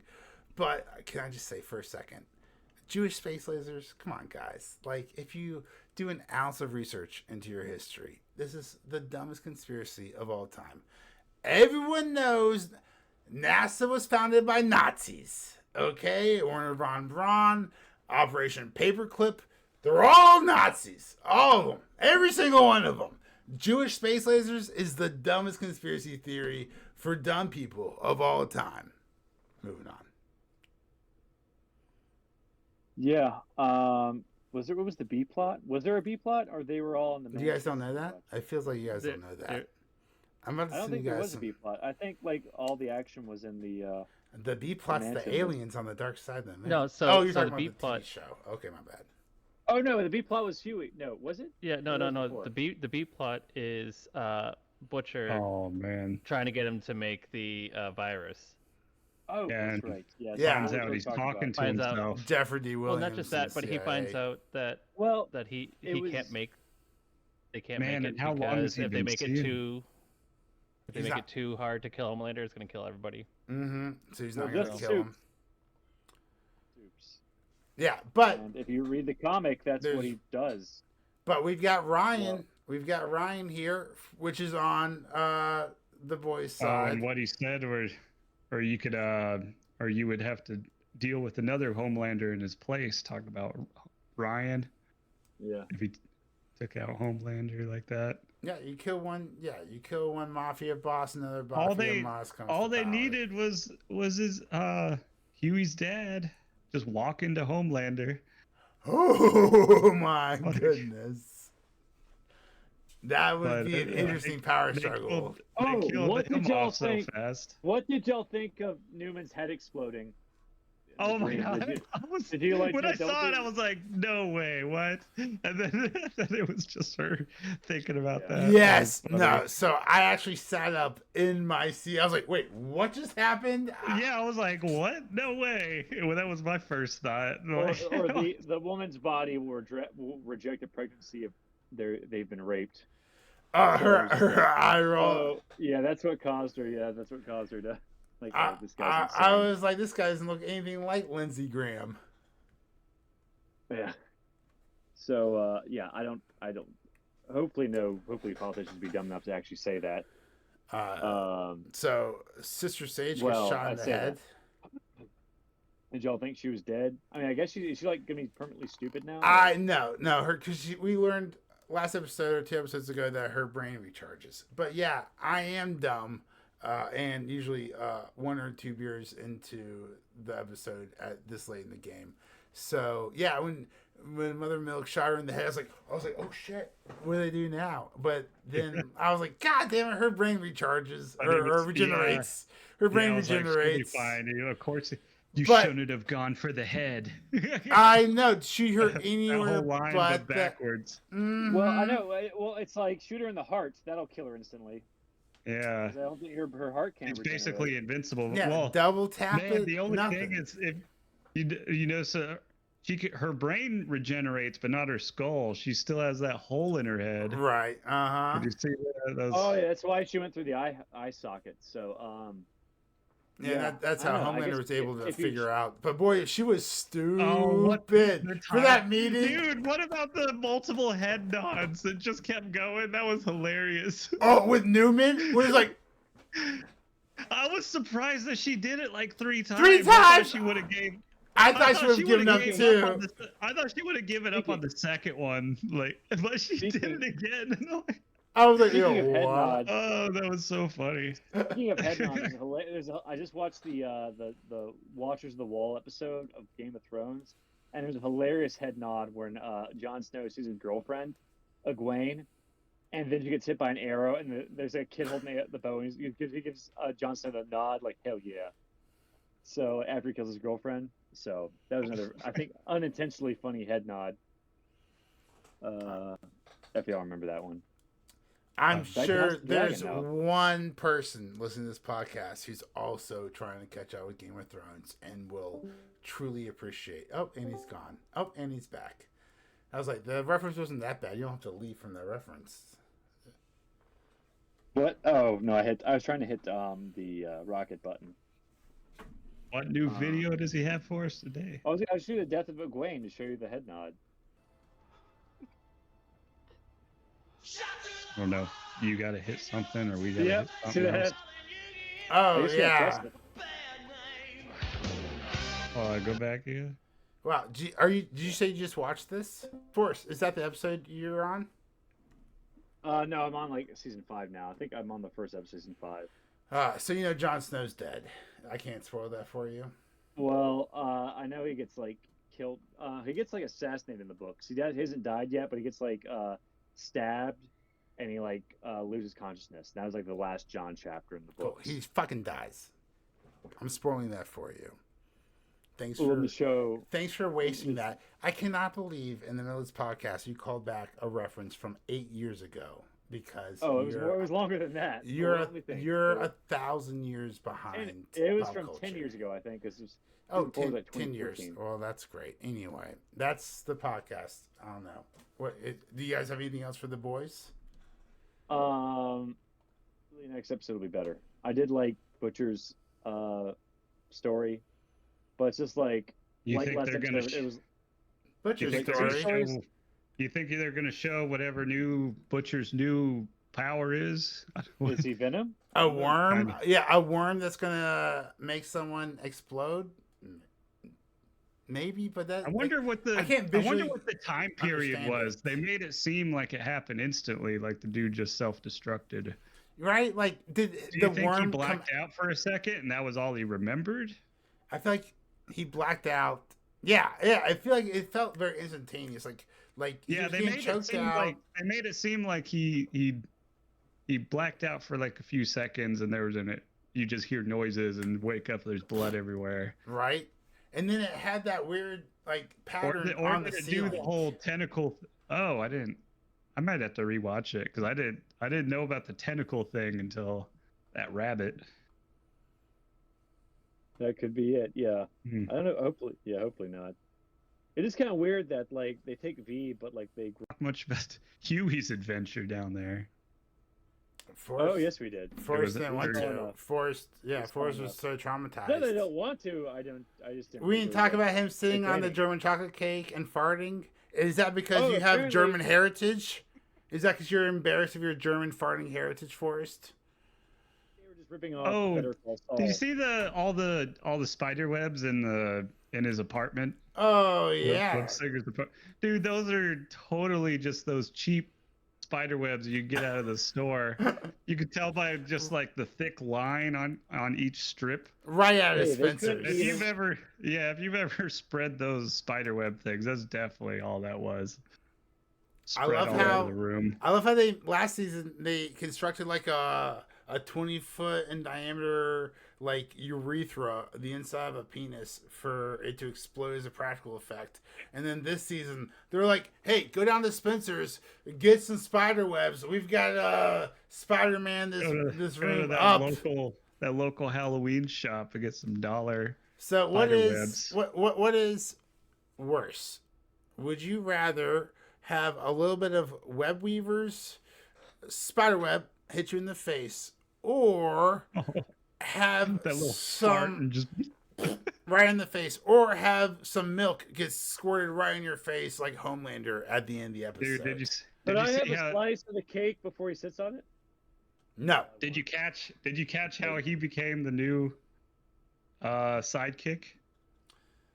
No, how did he I don't become? know if that hit you. No, how did he become this through butt stuff? Hey, that extra hole. The extra hole. That's what I was thinking. Yeah, yeah. Yeah, that's what I was guessing. That Well, I extra thought he was hole. there. I thought he was there to audition. I didn't know if he already had the gig. Oh, I Like, I mean, guess- like we all knew we Well, had the gig. He already had a safe word and everything. It seemed like that wasn't the first time. Zendaya. Yeah, I mean the guy's getting drugs up his rectum from mother's milk, so you know he's into that kinky stuff. You know that. Look, if you've, in the words of every professional ever, if you have the interview, your resumes are giving you the job. Right now, you just have to talk your way into it. You just have to be personable. Yeah, the resume. Look, the only way you're getting an interview. I've had interviews before. I didn't get the job. Yeah, because I don't know what to tell you, buddy. I hate to tell you this, but look, they're not gonna give you go down. Yeah. They're not gonna give you an interview if your resume is shit. If they're looking at your resume, he's not qualified, but I kind of want to talk to him for an hour. I want to take an hour out of my busy day. Well, I mean, you could, the resume is the first step. The interview isn't going to guarantee you get the job. Like, they say, hey, come in for an interview. That doesn't mean you're going to get the job. Well, right. You'd have to be like a black coach in the NFL.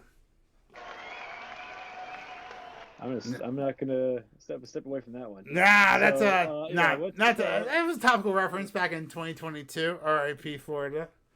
I think he was the Miami's coach. What was the cliffhanger? Was it just? So the end of it, you had Homelander sucking on the teat firecracker. Right. Just props for not playing the national anthem behind that scene. Props to the actress for having a no nudity clause in her contract. Boo! We see all these dicks in this no tits. They could have found a boob model, they could have just they could have from the neck down. The neck down. It could have been a different they've done that before in some show. A body model, yeah. You just see a woman from the neck down open up her shirt. That's not the actress. That's not Austin Powers. Do you guys know that most of the dicks you see on Hollywood are fake? Do you guys know that they're all prosthetics? And it's for, believe it or not, continuity reasons, right? Sometimes you might have to shoot a scene 10 or 15 times, and you as men know, throughout the day, especially depending on the temperature, the size fluctuates. So a lot of the peni you see on the big screen are prosthetics, and that's for continuity's sake. So go Canon. I'll definitely say that the brothel was cold for Eamon in the last episode of there's no body shaming here in this podcast unless it's for Lizzo. Well, not body shaming. If it's cold, we're all gonna be unimpressive. The pool. It was freezing. I forgot what George said. I was in the pool. That was it. It's so cold. Not a lot of nerd news. So let's just jump right into the boys. Prayers and the biggest news this Saturday. Interesting segue. It kind of blows my mind that poor choice of words. Poor choice of words. We're literally talking about a plot in which the A side plot is preventing the assassination attempt of a presidential candidate. I'm almost worried that they're going to delay this last episode. No, God! No, God, please, no! No! No! No! Given the recent, I didn't think about that. You're right. Oh, man. It's crazy how sometimes, life and art are, reflected in each other. Art, it's so beautiful. And it's a twisted, perverse mirror because it's kind of like the opposite going on. Well, if you get two sides going at each other's throats that hard, it's not easy. Bound to happen. Yeah, it's not hard to predict what's going to happen. But when I say the mirror reverse, it's because in The Boys we open up with Ryan's Christmas special, but all the puppets are singing about how bad Antifa is and say something and snitch on your parents. Don't be a little. Yeah, so even your mom and dad. When you see something, say something. Report that groomer when he comes for you. Just wild rhetoric. What was it? If you see something, say something. I think they said. It could be your dad or your mom or your, woke teacher who takes you to prom or something. I don't know. I literally said out loud, Ryan's still there. Or yeah. What exactly I said when he was just not having it. Yeah, when he's when he quits still in there. He's not Homelander yet. I think the funniest part about that scene is when he finally has had enough and the puppeteers like slowly like try to just shrink away. Get out of here. Like, should we still be here? Let's get I'm out not of here. gonna be caught in this crossfire. Yeah. Whatever's gonna happen. So. Oh, shout out to Homelander for the worst stepdad voicemail of all time. Hey, buddy, I heard you're not doing it. Can you just suck it up and do it? Thanks. Love you, kiddo. Click. Look, I got a lot going on here, buddy. So do me a favor. Just suck it up and do it. All right, for me. Terrific. Love you, great, bud. Love you, bye. You know who wishes they could get that phone call though, and that's Sage, because Sister Sage is out of the inner circle, guys. Okay. Ooh, fired. So we have now that he's got a new mom, Firecracker taking over, and so I think it's interesting. So one of my friends was going into this episode saying, "We know everything's going to fall apart in the next 2 episodes. Do you think Sister Sage actually has a backup plan that's going to, she's going to exploit in the last episode?" And I told him, "Well, just watch this next one. Just watch this next one." And so I posit to you, even though seeing her being kicked out, she admits that she knew A-Train was, the leak because she was feeding it to him and wanted it to him. Do you think that there's I wonder if she really did or not, but I could see it happening. She's like pre-planned. You know what I realized listening to Sister Sage talk about how she planned or she let A-Train be the mole, the snitch. She reminds me of those people who just like, oh yeah, no, I knew that. That was my plan all along. And they're just like idiots. Oh yeah. Yeah, but they just act like this was all part of the plan. It's like, oh yeah, that's what's going on. Part of the plan. I knew fed it to him. I knew of it. Course. Yeah. You guys killed Cameron Cole. You guys killed Web Weaver. You didn't know?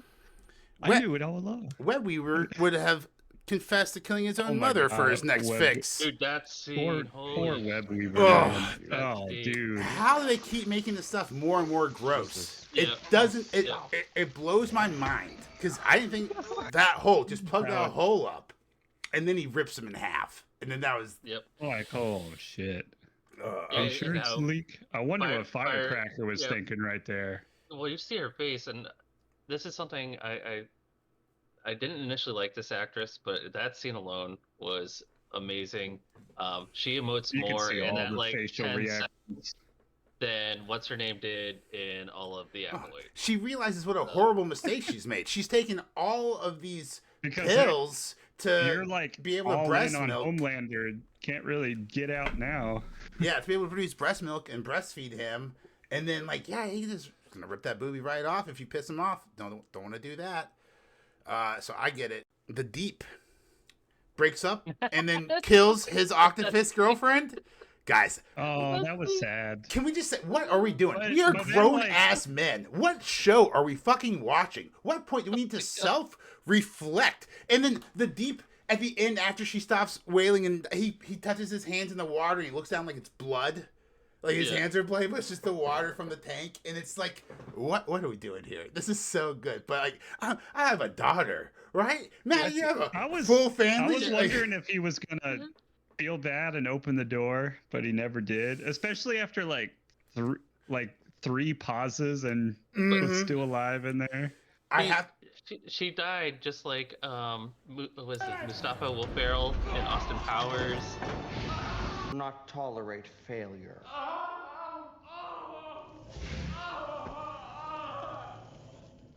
Gentlemen, let's get down to business. We've got a lot of work to do. Or she went like, oh yeah, Peter Griffin, not dead yet. I'm still alive. I'm still in here. Will Ferrell is so good. Could someone hand me a ladder? I'm not dead yet. Because it's like that awkward pause. He's like, it's over. And then it's like, Farouk.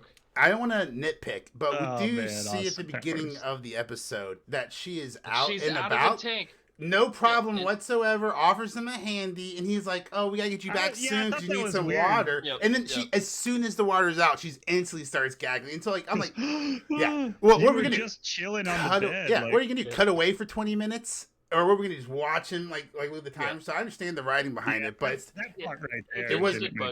It wasn't. Yeah, boo continuity. Yeah, right. But great job. That was a great scene. Yeah. And then that scene, dude, he's heartbroken afterwards. the Deep is gone now. I think, man, he tells Homelander he's ready to kill every fish in the ocean for Homelander if he wants to, and then Homelander's just like, okay, cool, whatever, I don't care. Okay. Yeah, you're being super weird. You got this. Where he didn't even listen to whatever he said right before that at all. Yeah, just zoning out. Well, I guess he knew to go to. So apparently they knew where their hideout was this whole time. The Flatiron, probably. The Deep was just waiting there for him. Oh when yeah, they showed up like the next scene. Yeah, and fake Black Noir. Who can fly? Yeah, fake. He flies now. They fly now. They fly now. Dude, he is badass because he took that scene. He takes the minigun. Yeah. You know, it's like a railgun almost. They were starting to run away, and I was like, "What are you doing? Finish him off!" And then he was like, "Do you know how to kill him? Because I don't." And I was like, "Oh, that's a good point. It's been so long since you guys have killed Chiefs. I forgot these are like puzzles for you guys. Like you can't just Like I forgot. Like even though the Deep is a complete son of a bitch, like you can't just stick that minigun inside his gills to kill him. Yeah, I didn't think about how strong he actually is because he never really shows it off. Great writing once again because we kind of think as the Deep as this like easy minor character that you can just defeat. And I was thinking he was kind of human with exactly underwater powers, but he's in the 7 for a reason. When we first start the show in season 1, I guess he's bulletproof and everything too. With he's super strong apparently. But... Yeah, I didn't know he had all that. I thought he could just talk to fish. I told you I'm not Aquaman. I am Zeitgeist zealots. What's your deal? I'm just like Aquaman, but I can't get fish to do things. That's the big thing. I mean, isn't that all Aquaman does? No, he can also breathe underwater, and he's strong. He's not just Aquaman. He's Aquaman plus. Aquaman plus, yeah, basically. He could beat up Jason Momoa. You just never see him in action. They just. Yeah, he's always doing something stupid, like transporting the dolphin or running into the whale. Yeah. Oh yeah. That was the first time you really see him use his powers. So he's always failing. Aquaman powers. Yeah. Besides talking to his horror ass fish girlies, groupies that apparently knew he was cheating the whole time. Even in the first season with his wife that they set him up with, you know, and then how she ends up doing a tell-all against him. You just think that this is a very weak character, and you forget he is part of the 7. So the next part, we have to be very particular about the word choice we use, okay? Because YouTube is all about censoring and hating on this. And we're not talking about real life, right? But Cameron Coleman, the news anchor, he dies, and his death is covered up by Vought, saying he had an aneurysm from getting I'll just say the flu shot.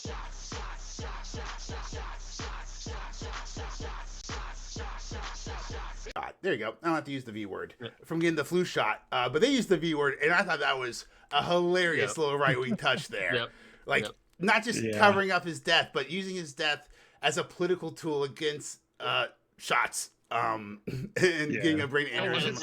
That was chef's kiss. I was like, this person really watches TV. This person really knows 2023. Oh, dude, they're throwing all the like political one-liners and stuff in there.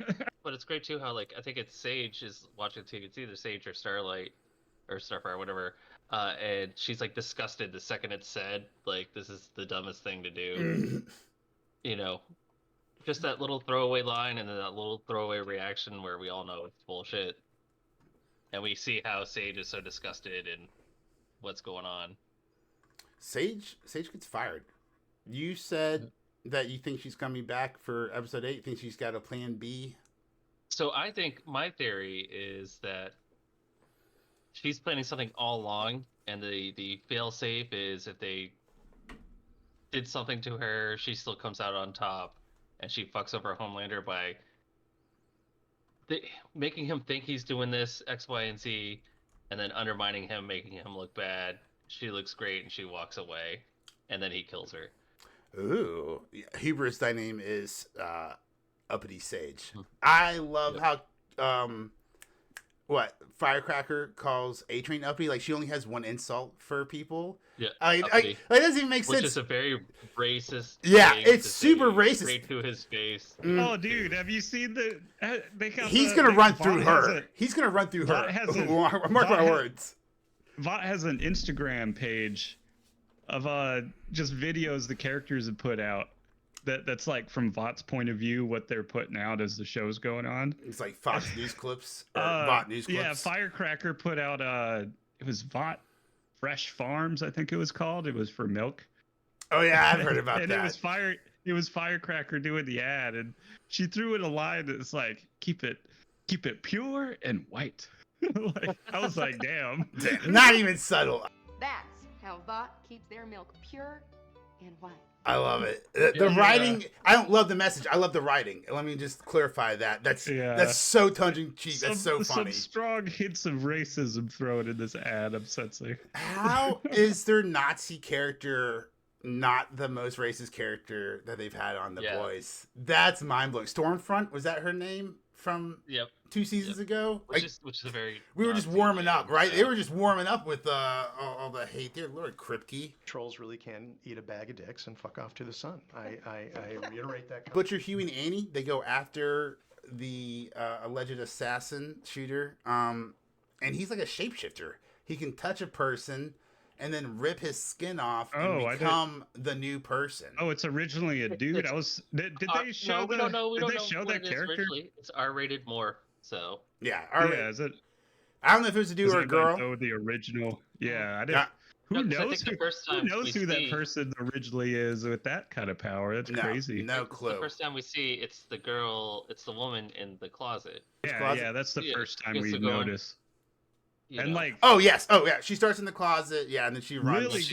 Really good actor with all those powers, I'm sure at that point. But I gotta tell you what, wonder, like, does the person just get their looks? Do they also get their like brains and personality and memory? So has to be with Starlight, with Annie. Starlight. So here's my thing. Let's talk about Robbie. Or Huey. Because what a way to transform them. First That's off, so gross.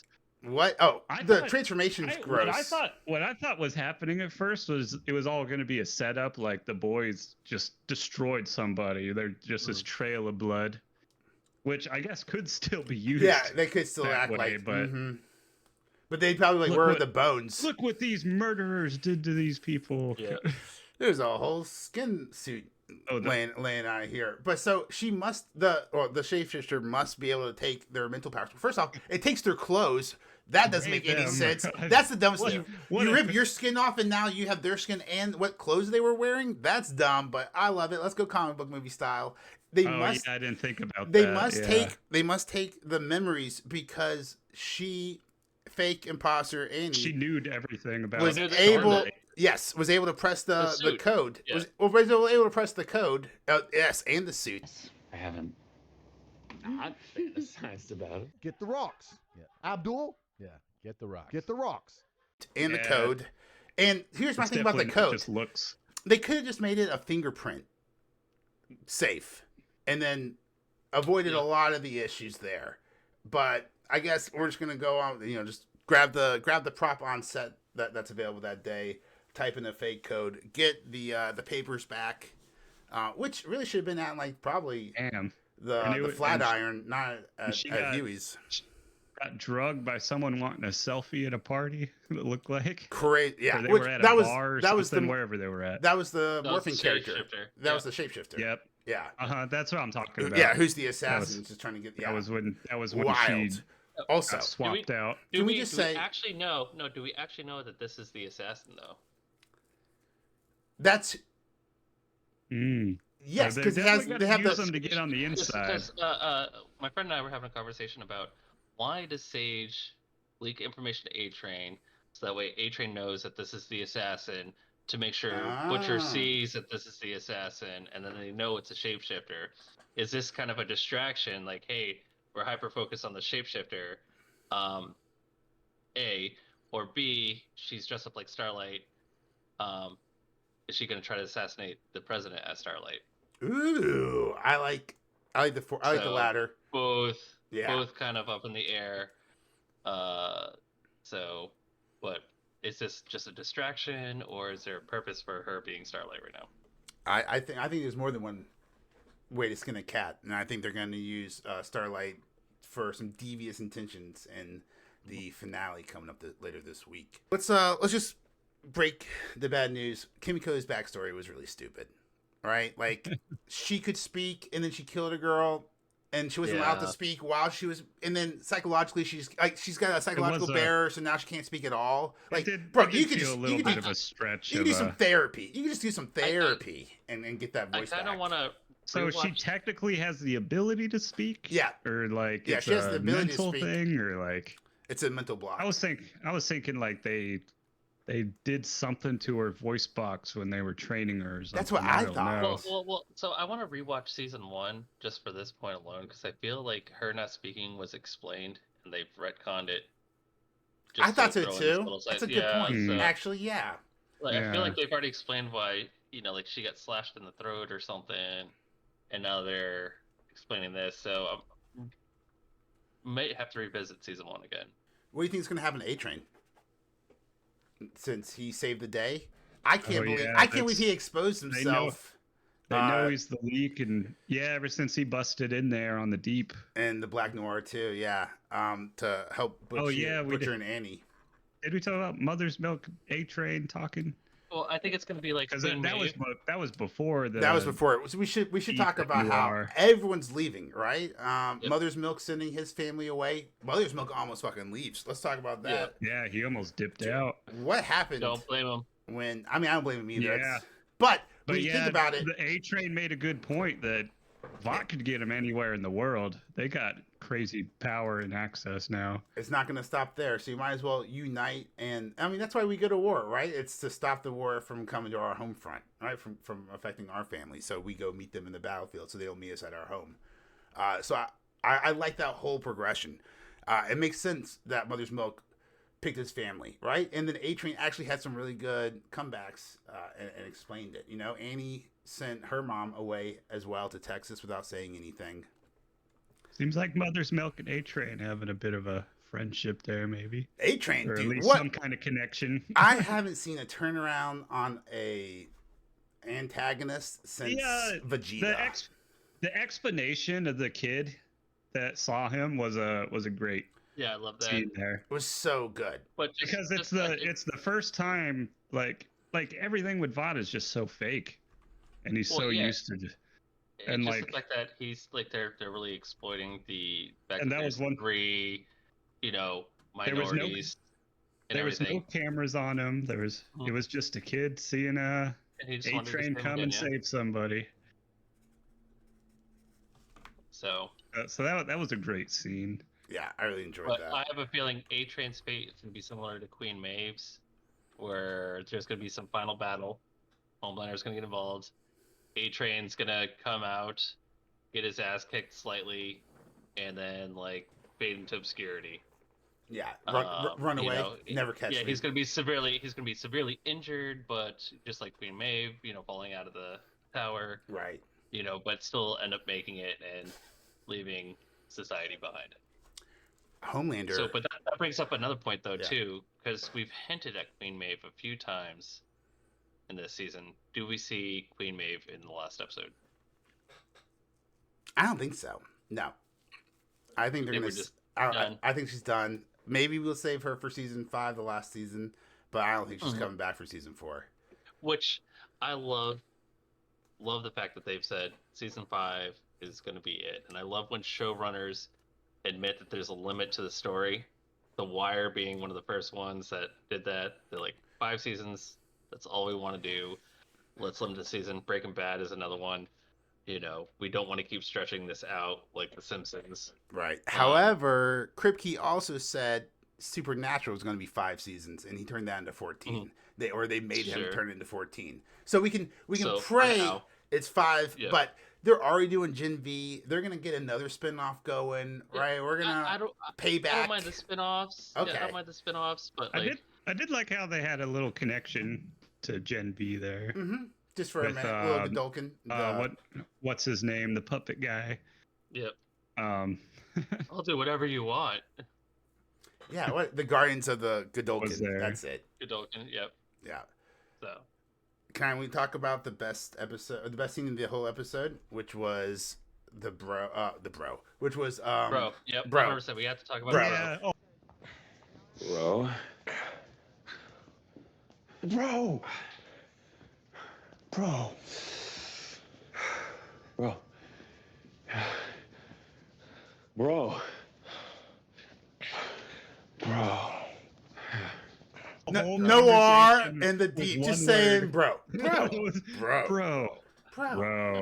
And then Ashley comes by and like Black Noir's like, I'm in love with you, Ashley. And then Deep's like, or no, Sister Sage. He's like, I'm in love with. Yeah, so Sage gets fired, and then Black Noir and the Deep are saying bro back to each other, and then Sister Sage is storming out. Before he found out about Noir and Sage, I thought we had something coming. Wait, she let you poke her in the eye so you could poke her? Lobotomizer? What are you talking about? What? Bro. So good. Bro. So did they have something a little apparently less crazy kinky?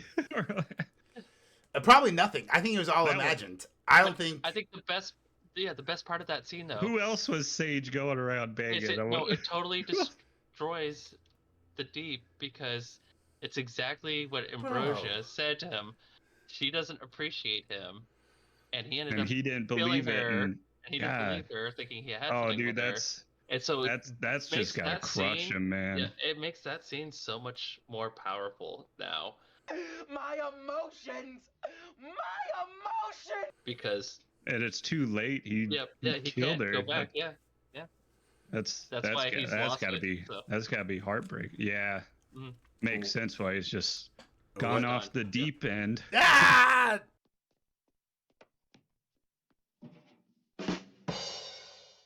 Puns all day. Oh, where's my sound effect? All right, Kimiko gets her leg. Kimiko gets stabbed. Kimiko gets the virus. All right, so Frenchie. Oh, we've got to mention Butchie left Frenchie out. Wow, shocker, big deal. I hate that. This is one of the few things I will take issue with. It's like, oh, we need a chemist. Reached out, so Mallory called in a couple of favors. Yeah, this guy, we booked him on 4,000 homicides, but the CIA called, so we let him out. He's good to go. He's back on the street. But Kimiko and Frenchie, they're a bunch of softies. They're actually going to let the good doctor out. And then he stabs Kimiko with the needle, with the virus, and then injects her with the virus. And you're like, oh, no, that's not good. But then, Frenchie just saws it off. And her, she's got a tourniquet, and then he gives her the present that he got her. And he's like, focus on these.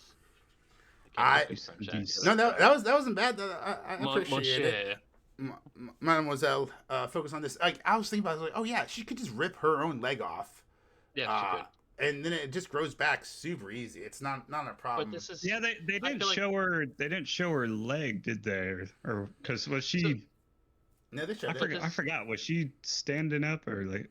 Or I mean, after it got cut off or like? Oh. But this is a great callback though, because I was wondering if she regenerated or not.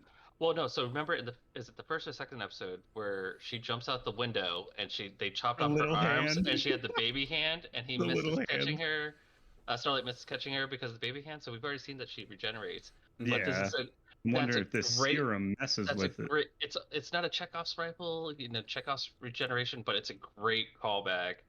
And there's a purpose for that scene now that we thought was just so meant to be for comedic effect. Actually plays, later on in the series. You know what that reminds me of? Star Wars: Rise of the Skywalker. I was gonna say, unlike when Rey tries to, or Rey doesn't try. She heals the worm to show that there's force healing, and then like later on in the movie, she like force heals / revives Kylo Ren. Yeah. So it's like that, but on a much worse scale. Also, I think Grogu did force healing that same week.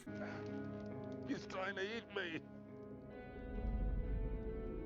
On The Mandalorian, just to try to prepare the audience for, anyway, great writing.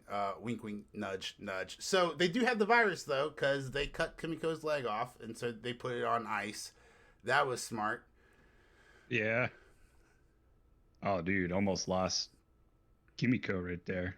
Wow, interesting. Yeah, I actually felt it though. I felt it though too. I was like, oh shit, are they really gonna kill off a main character? Yo, I really thought that they were about ready to. And then they saw her leg off, and I'm like, oh yeah, her legs regenerate, not a big deal. Duh. Well, Major, you got plague. Good thing you could visually see it slowly going up her leg. Yeah. Yeah, so slow. But it's a great setup. It's great writing because I, watching it, knowing that she has these abilities, was like legitimately worried for her. Yeah. Yeah, because you don't know what just got injected, what it's going to do to her. What the dude just injected. I mean, we saw it in Gen V. It was ugly. Not good. Did you ever notice the what the doctor that they had hooked up in there and escaped? They never showed his like leg behind the counter. He was always covered up. I guess they didn't want to like deal with what they were gonna have with his missing leg. Why pay for that? He probably doesn't want to do the makeup. That's pretty much all the notes I've got for the episode. I really thought it was great this season. I'm super excited. Has been so good, and then the finale is coming up. So, Major, everybody go around. What do you think is going to happen in this last episode? What are your predictions? Jeez, I don't even know. So yeah, this is going to be the finale. This next episode. Yep. They're going to try to do the assassination attempt. I don't think they're going to put that off till season 5. So we're going to get the assassination. It might be a little badly timed, but see what they're going to do with it. It's been made. They got to put it out now. What if they only release half the episode in the second half? Dude, I'll lose my shit. This podcast next week. Oh, dude, they better wait not. a year to like finish. Just put it out. Just whatever you made, throw it up there. Make this episode an hour and a half. All right. Don't be Disney. Don't be Disney. Don't be and Disney. then don't like set it up. And there's been several shows that have set up like this crazy ultimate fight, and then cut it off. End of season, you wait a year, and they're like, oh yeah. Let's reflect back on that. Wasn't that crazy how that happened? Yeah. And it's like a 5-minute throwaway. A-Train dies. I think Homelander kills A-Train. I think A-Train saves Huey because that's like poetry. It rhymes. Yep. Because A-Train killed Huey's girlfriend and got him in this whole mess. Yeah, a little link back to the very beginning. Yep. Yeah. We will not see Annie's boobs. Sorry, shapeshifter boobs. All the dicks they flashed at us. Yeah. And I'm gonna go ahead and call it: the shooter will be a white male. Boo, boo. Boo. I will say Sister Sage is the ultimate person that makes this fail. That there will be an attempt, and she's upset with Homelander and just wants to see him embarrassed. And will somehow do something to make sure he's embarrassed. And then Ryan... I could see that. Ryan will take the mantle against Homelander. Ryan and Homelander will have... Ryan saves Homelander he's from already... Saves Butcher from yeah, Homelander. we didn't mention the don't be a cunt present. Don't be a cunt. That Ryan got. That was great. Exactly. So with the family photo, that was a great present. And that's why he stops the show, was because my mom loved this guy. He might have stopped mini Homelander with that one picture. Hey, but I think the cliffhanger is going to be Ryan flying up and Homelander flying up and facing each other, and then it's going to cut to black. Right. I think the assassination type's going to fail. Homelander's going to be upset, and then it's just going to be them two come face to face. I think he's going to save. I think Homelander's going to go after Butcher, right? Fine, I'll do it myself, Thanos style. He's going to go after Butcher since the Deep and Black Noir 2 couldn't do it, and Ryan's going to stop him. And then Ryan and Butcher's going to be training Ryan all of next season for the big battle. That's what I think. It. Rob, what do you think? Anything? Have we took a lot of the good ideas. That's fun. What's the governor's name? Newman. Newman. Yeah. Head poppin' Newman. I had after like some of the like when Huey came and talked to her and stuff, and I'm wondering if she might wave a little bit on the plan. Ooh, she didn't know about the internment camps, right? They were going to use Tech Knight's prisons as internment camps and lock up the Homelanders. I don't know who it's going to be, but or the I feel Starlighters. there's going to be some head popping at some point, at least one. Will Newman try to pop Homelander's head unsuccessfully? I don't know if I don't know if Homelander's gonna die this next episode.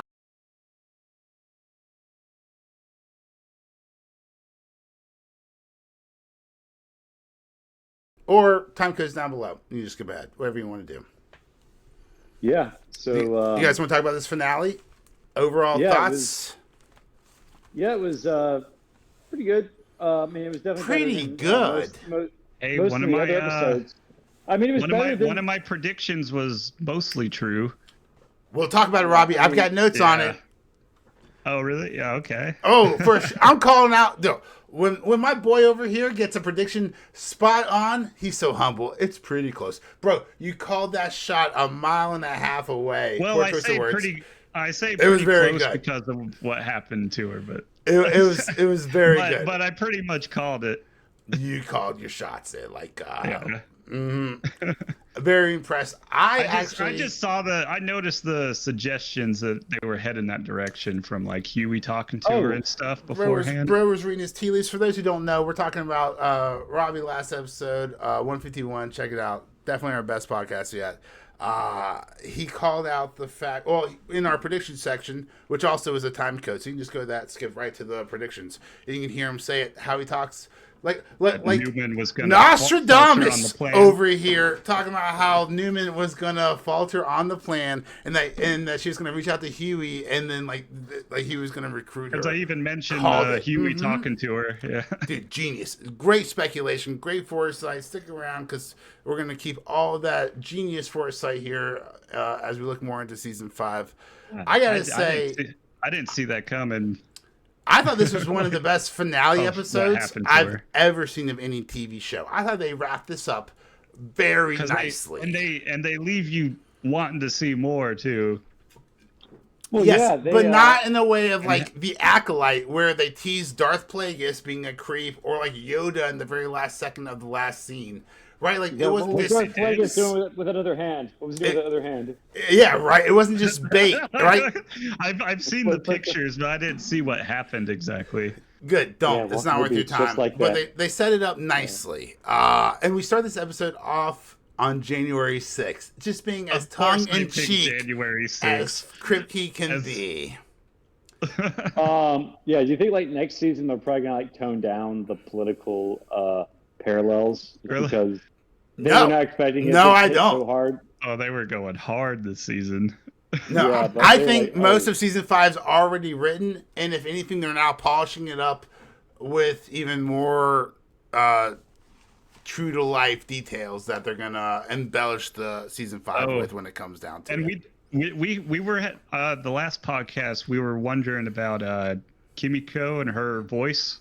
Yeah, and we see why they did that now. If we did wonder if they mentioned something else earlier in the series. Yeah, we dropped a whole short on it. Check it out on the YouTube. We were right. In season 2, they did talk about how.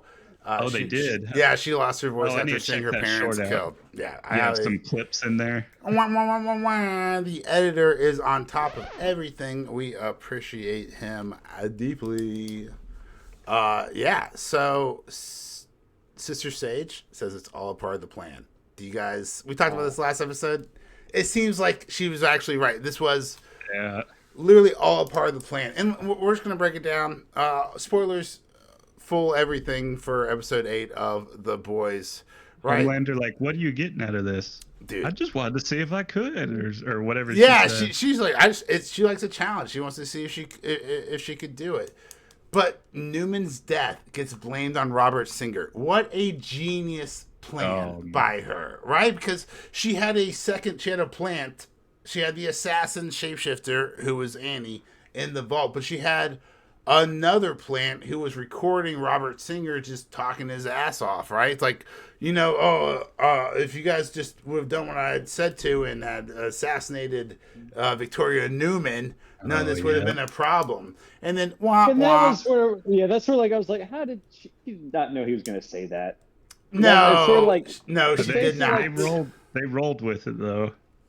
Like the Joker, how the Joker knows everything in the dark. That's what made me think. I was like, that long list of like when was it Honest Theory or Honest Trailers, like talking about the Joker's plan. He's like, hold on, let me pause. And he's trying to like read the plan. He's like, all right, we gotta do this, we gotta do that, and this happens.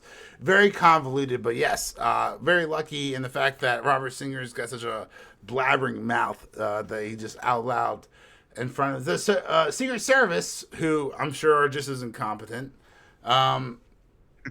He discusses how he wanted the vice president killed. No sloped roofs in that bunker there. I don't know what he's talking about. YouTube algorithm.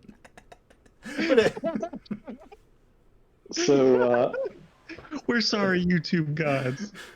All right, but so let me ask you this. That's why we had to use the Silver Surfer Galactus one now, because Galactus will be the YouTube god, and this will be the Silver Surfer, and that should be we'll hope one day. So, what do you think Phase 2 of Sister Stage's plan is? Just a little prediction into Season 5 before we really go through the episode. Kill Homelander. Is it martial law, or do you think she's going to try to? Do you think Phase 2? Because I'm sure that's a Marvel dig, right? Phase 2, not Part 2. Phase 2 of her plan. You think is to kill Homelander first?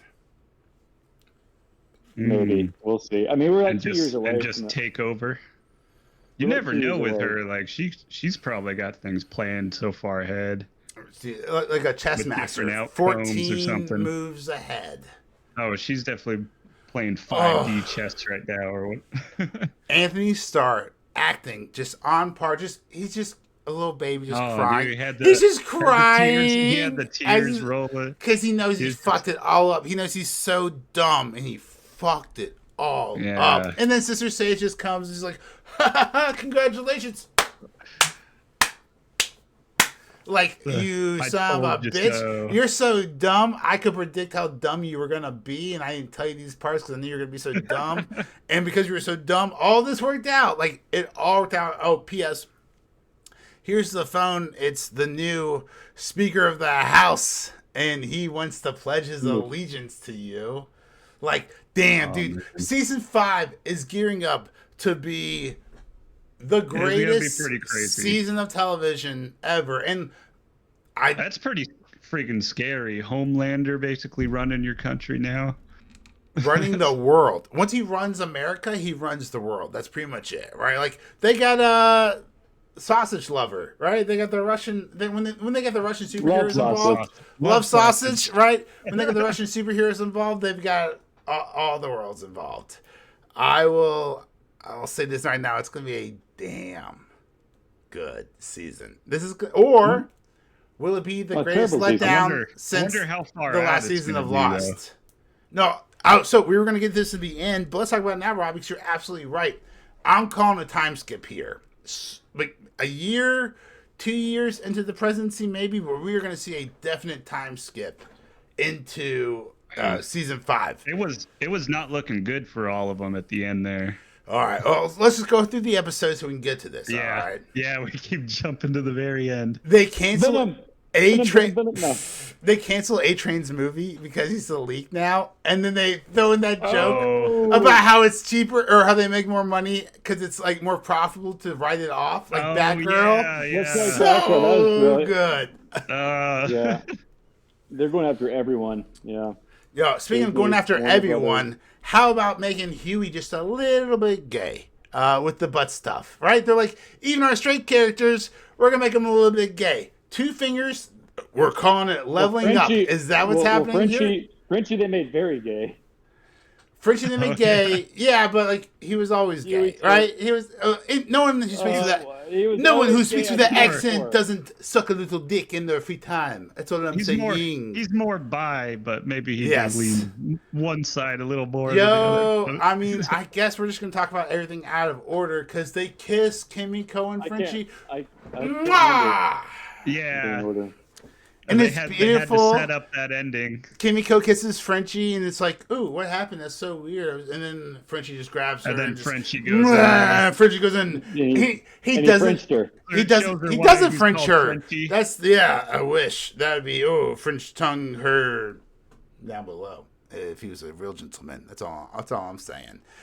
Speaking of down below, guys. Sorry for mentioning this, but Homelander's jar of pubes has grown so much. Oh yeah, there was so much. It was like 14 pubes last time we saw it, and now it was maybe like a third of the jar. The number of pubes in the show is too damn high. It's too damn high. Too damn high. I love the juxtaposition though, because he feels like he's an immortal, but he's definitely aging, right? And he's aging rapidly. Like, and he's just trying to pull out all those white pubes. He's just trying to deny it as much as he can.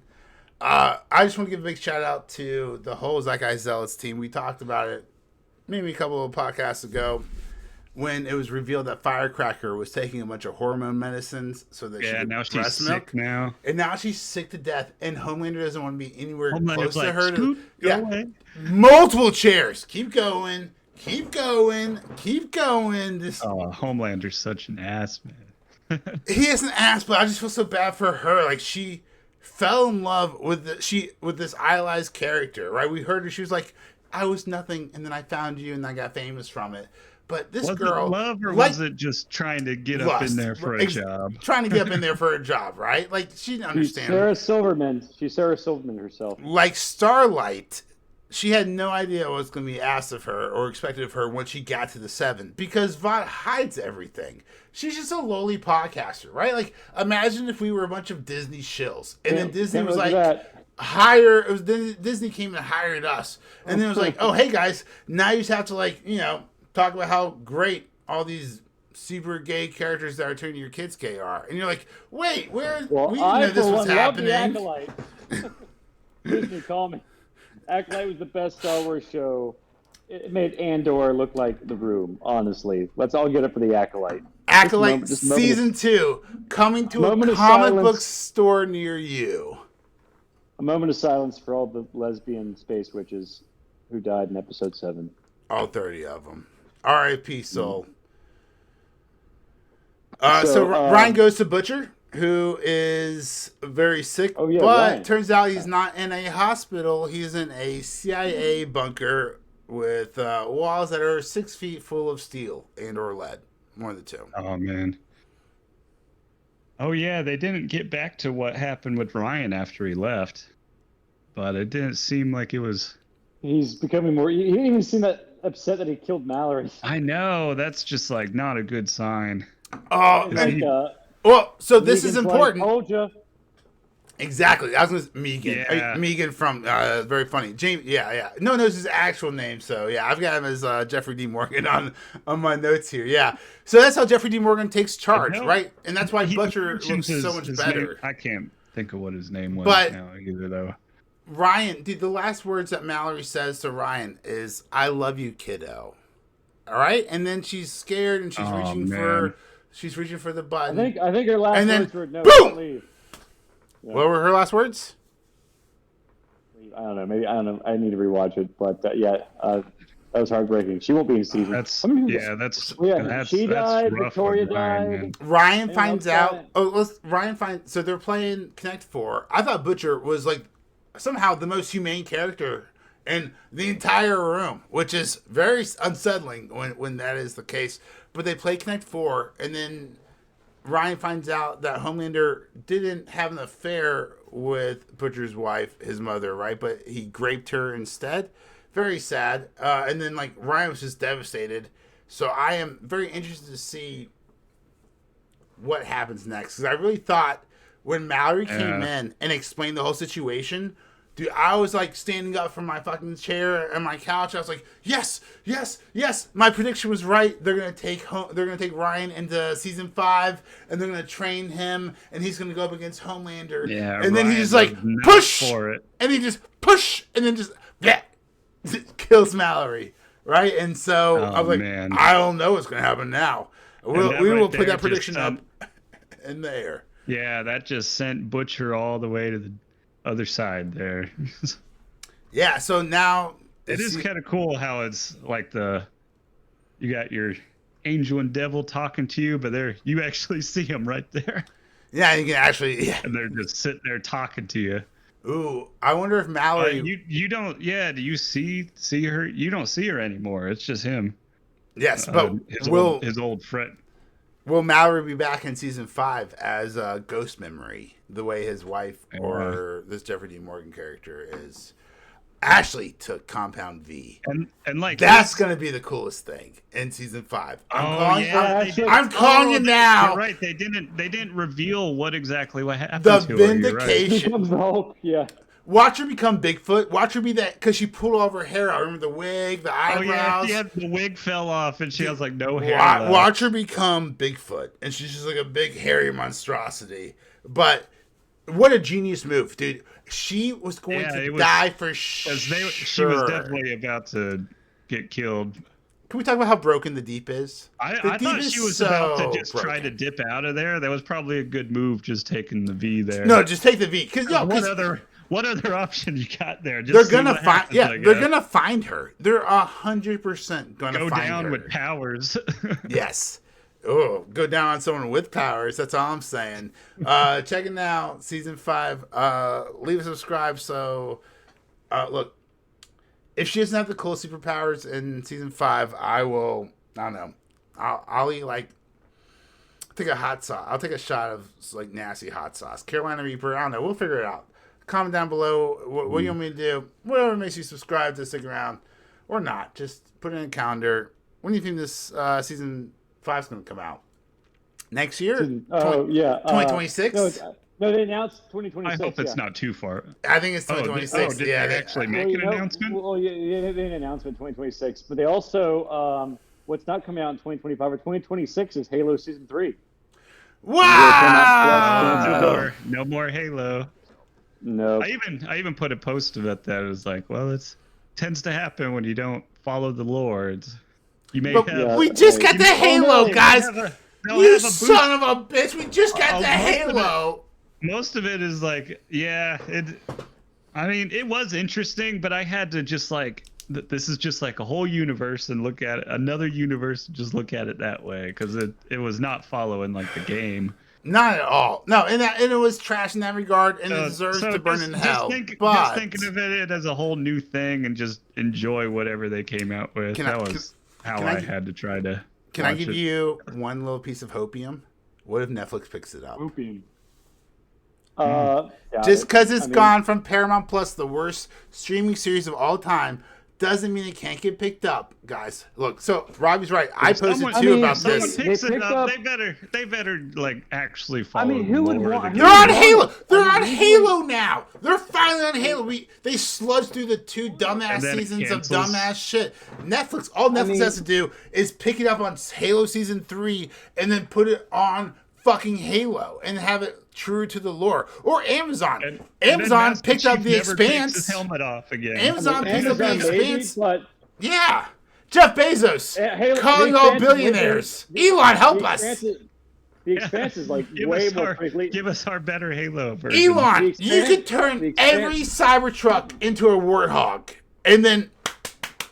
Oh yeah, I saw you share that. Turn it into a Netflix. Because let's look at the You're like, well, I guess I'm getting the Cybertruck now. Amazon saved The Expanse. I'll throw it up. Amazon saved The Expanse from sci-fi because it was so critically acclaimed. Netflix saved Cobra Kai because that was also critically acclaimed. Halo from YouTube. No critical acclaim. YouTube Red. No critical acclaim. Oh, it's probably going to get picked up by Pornhub, to be honest. After that ass scene, the sex scene, to be honest. But no, the critics right here. I'm acclaiming it. Fuck you. The critics are acclaiming this. One critic says, "Give me another season." So Robbie posted about it. I reshared it. Let's make fun of it on this podcast. I shared that GIF of the Acolyte in the last episode when she's bleeding her kyber crystal and turning the lightsaber red. And it was like, Halo Season 3 is canceled. And I was like, I was so mad. I was like, no. Out of all the filth garbage that gets recast and renewed every fucking season, it was getting statistically better. Look, I don't know if you guys know how graphs work. All right, but like the Halo graph was just straight up. I mean, all right, especially they showed Guilty Spark there. Dude, how good were the first? And now we're not going to see what they do with it from there. No, the first 2 seasons of most television shows are garbage. Pre-streaming, garbage. Go back, like try to show your kid, like, oh no, this is Family Guy, the funniest show ever. Try to see if they can get through the first fucking season 1. No. The Simpsons when they're all in 480. Yeah, you can't even get through The Simpsons first season. No, it's so atrocious. Guys, we need to have more faith in television. All I'm saying is I'm ranting against cancer culture, and that's my fault, I guess. I have lost to the culture war. We should be talking about more important things like Butcher having tentacles come out of his chest. What do you guys think about that? Yeah, we even were calling that it was probably after. Well, I mean, they were hinting at it pretty hard with that rabbit. Oh, they were hentai-ing it at it. So, where's my yeah? I sound mean, effect? it's funny because Christie, I think, said in an interview, like, I don't think, like, before this episode came out, he says, like, I don't really see it as a Venom thing. Like, we talked about, like, his relationship with Kessler. And then episode 8, it's a Venom thing. It's a Venom. It's 100% a Venom thing. It's basically Venom, yeah. But he does look a lot healthier when has Kessler take over. Yeah, I was just thinking that. Did he just suddenly become better? No, you just gotta let the cancer. You just gotta become one with the cancer. Come one with the cancer. And then the cancer will help you.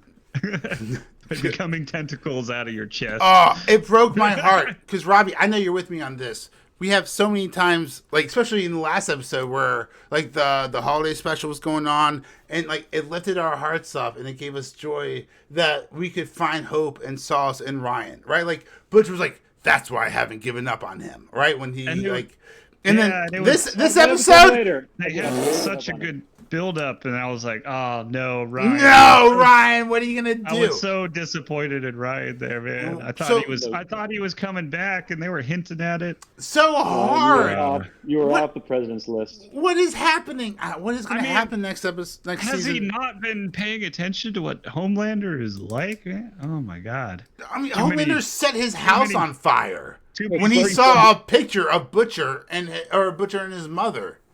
Too many free smoothies and spoiling the kid, and because he even said, like, I kind of like it there. Yeah, no, you don't. You don't like it there. You like the burgers, and it's all the free stuff, and everybody just wait till he sneaks around and he finds his dad's jar of pubes. See how long he wants to stay there. Everybody's doing everything you say out of fear, and he probably doesn't even notice it. He's already committed his first murder before puberty. Imagine when he hits puberty. Whew. Speaking of not noticing it, guys, Kimiko said her first fucking words out loud. Yeah, I saw that. I did a double take.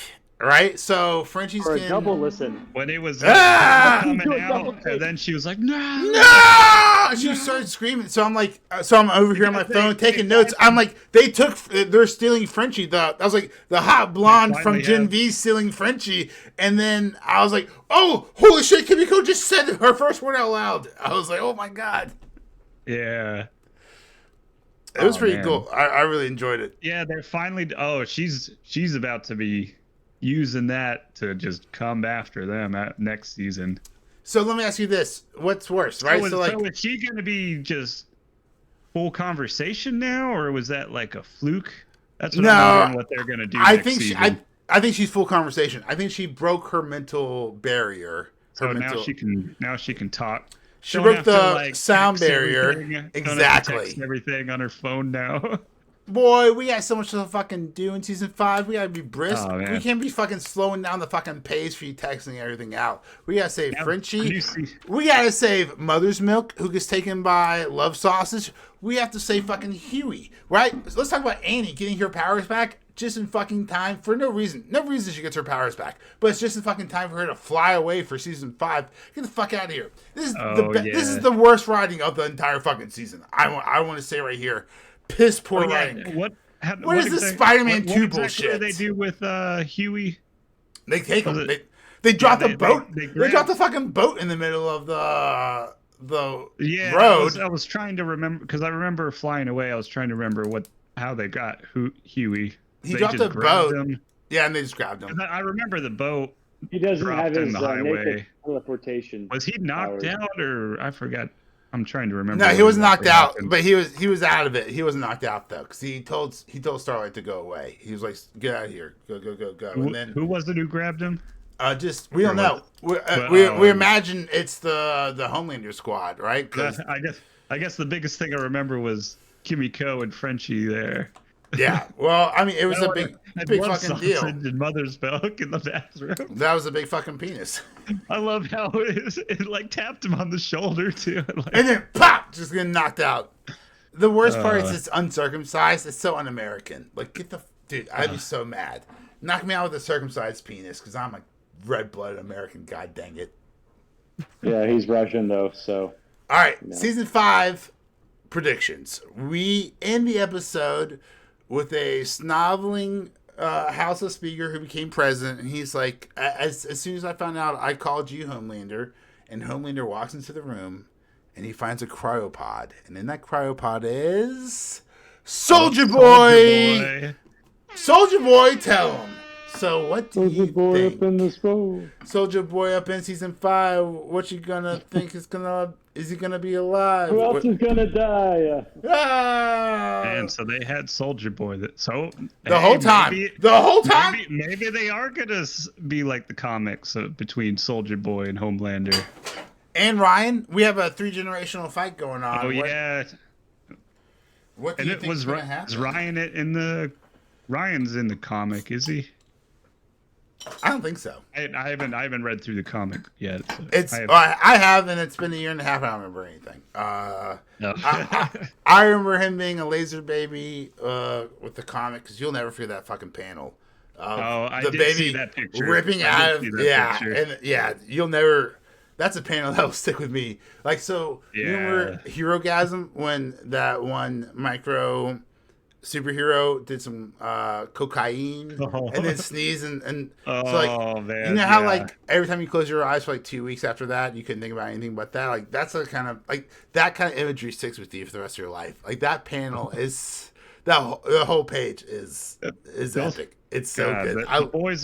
The boys will show you people dudes flashing and even just gigantic dicks, but all they got, all else they could show us is just a little ass walking away. Can you imagine if like the boys wasn't woke, if the boys wasn't so effing gay? And for the record, like Seinfeld, not that there's anything wrong with it, but like in Gen V, when that girl, that bulimic girl, like when she blew up like the size of like 4 houses, right? Yo, seeing some like 30-foot tits would be like the boys' approval, right? If I had to watch 6 guys eat 7 guys' buttholes and it's all the same guy, then I just want equality. I just want equality aren't we supposed to be about equality here? I just want equality in my vulgarity. Well, dude, why is the boys so gay? Not that there's anything wrong with it, but I would love the same kind of craziness in like the heterosexual world as well. That's all I'm asking for. It's just some craziness that I can maybe relate to. Some representation. That's so important to everyone else except for us. Anyway, Forrest, do you have any season 5 predictions?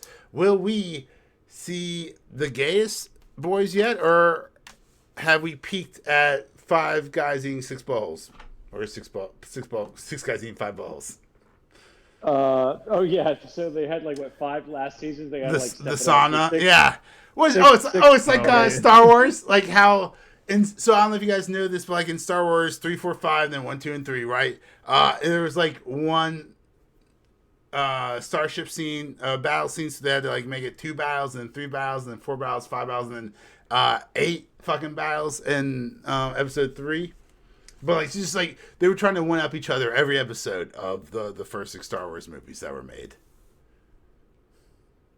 Yeah. Oh, it's a fun fact for you guys. Yeah. I don't know. I guess Homelander's gonna die.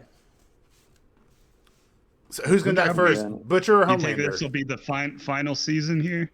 Yeah, I think they're actually going to end it at 5. I think Kripke got fucked up the last time because he tried to end Supernatural at 5, and I said 14 in the last episode. I'm at 15. In the edit on YouTube, I made it clear that it was 15, but I just want to correct it here for the listeners.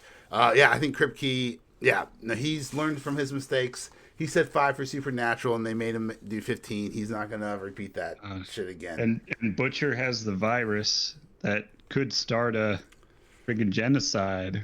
Butcher has the virus. So we only have Butcher's the only one. We have Butcher and Annie. That's it. That's the only one we know about. Is that what he has there? Mm-hmm. So unless Frenchie knows the recipe now or whatever he had to do. Who cares? He's already captured, right? He got mind controlled by the blonde girl, right? And then Sam. I wonder is that and her mind control thing, is that permanent till she changes it? Or is I think it wears off. If I remember Gen V correctly, it wears off. But by the time it wears off, he's already in the van. He's already locked up, and he's already turned himself in. So the only 2 characters we have left from the boys who are active and wild is Butcher and Annie, Starlight, who flew away. So I think next season is going to be wild. I think season 4, episode 8 might be one of the best season finales I've ever watched of any TV shows that were ongoing. Not series finales, season finales. I think this wrapped up everything brilliantly while setting up the next season perfectly without, going for some kind of sham cameos, something that made you seem thirsty and desperate like Darth Plagueis or Yoda. I think this is really well done, and I'm looking forward to the last season of The Boys. And I will give the next spinoff another chance too. That's how good the writing is so far. Final thoughts on The Boys before we move on? I do like how they mixed Gen V in there for this last season. Mm-hmm. I mean, I was like, okay, there they are. I mean, but it didn't make me excited at all. I think they're gonna play a big part next season.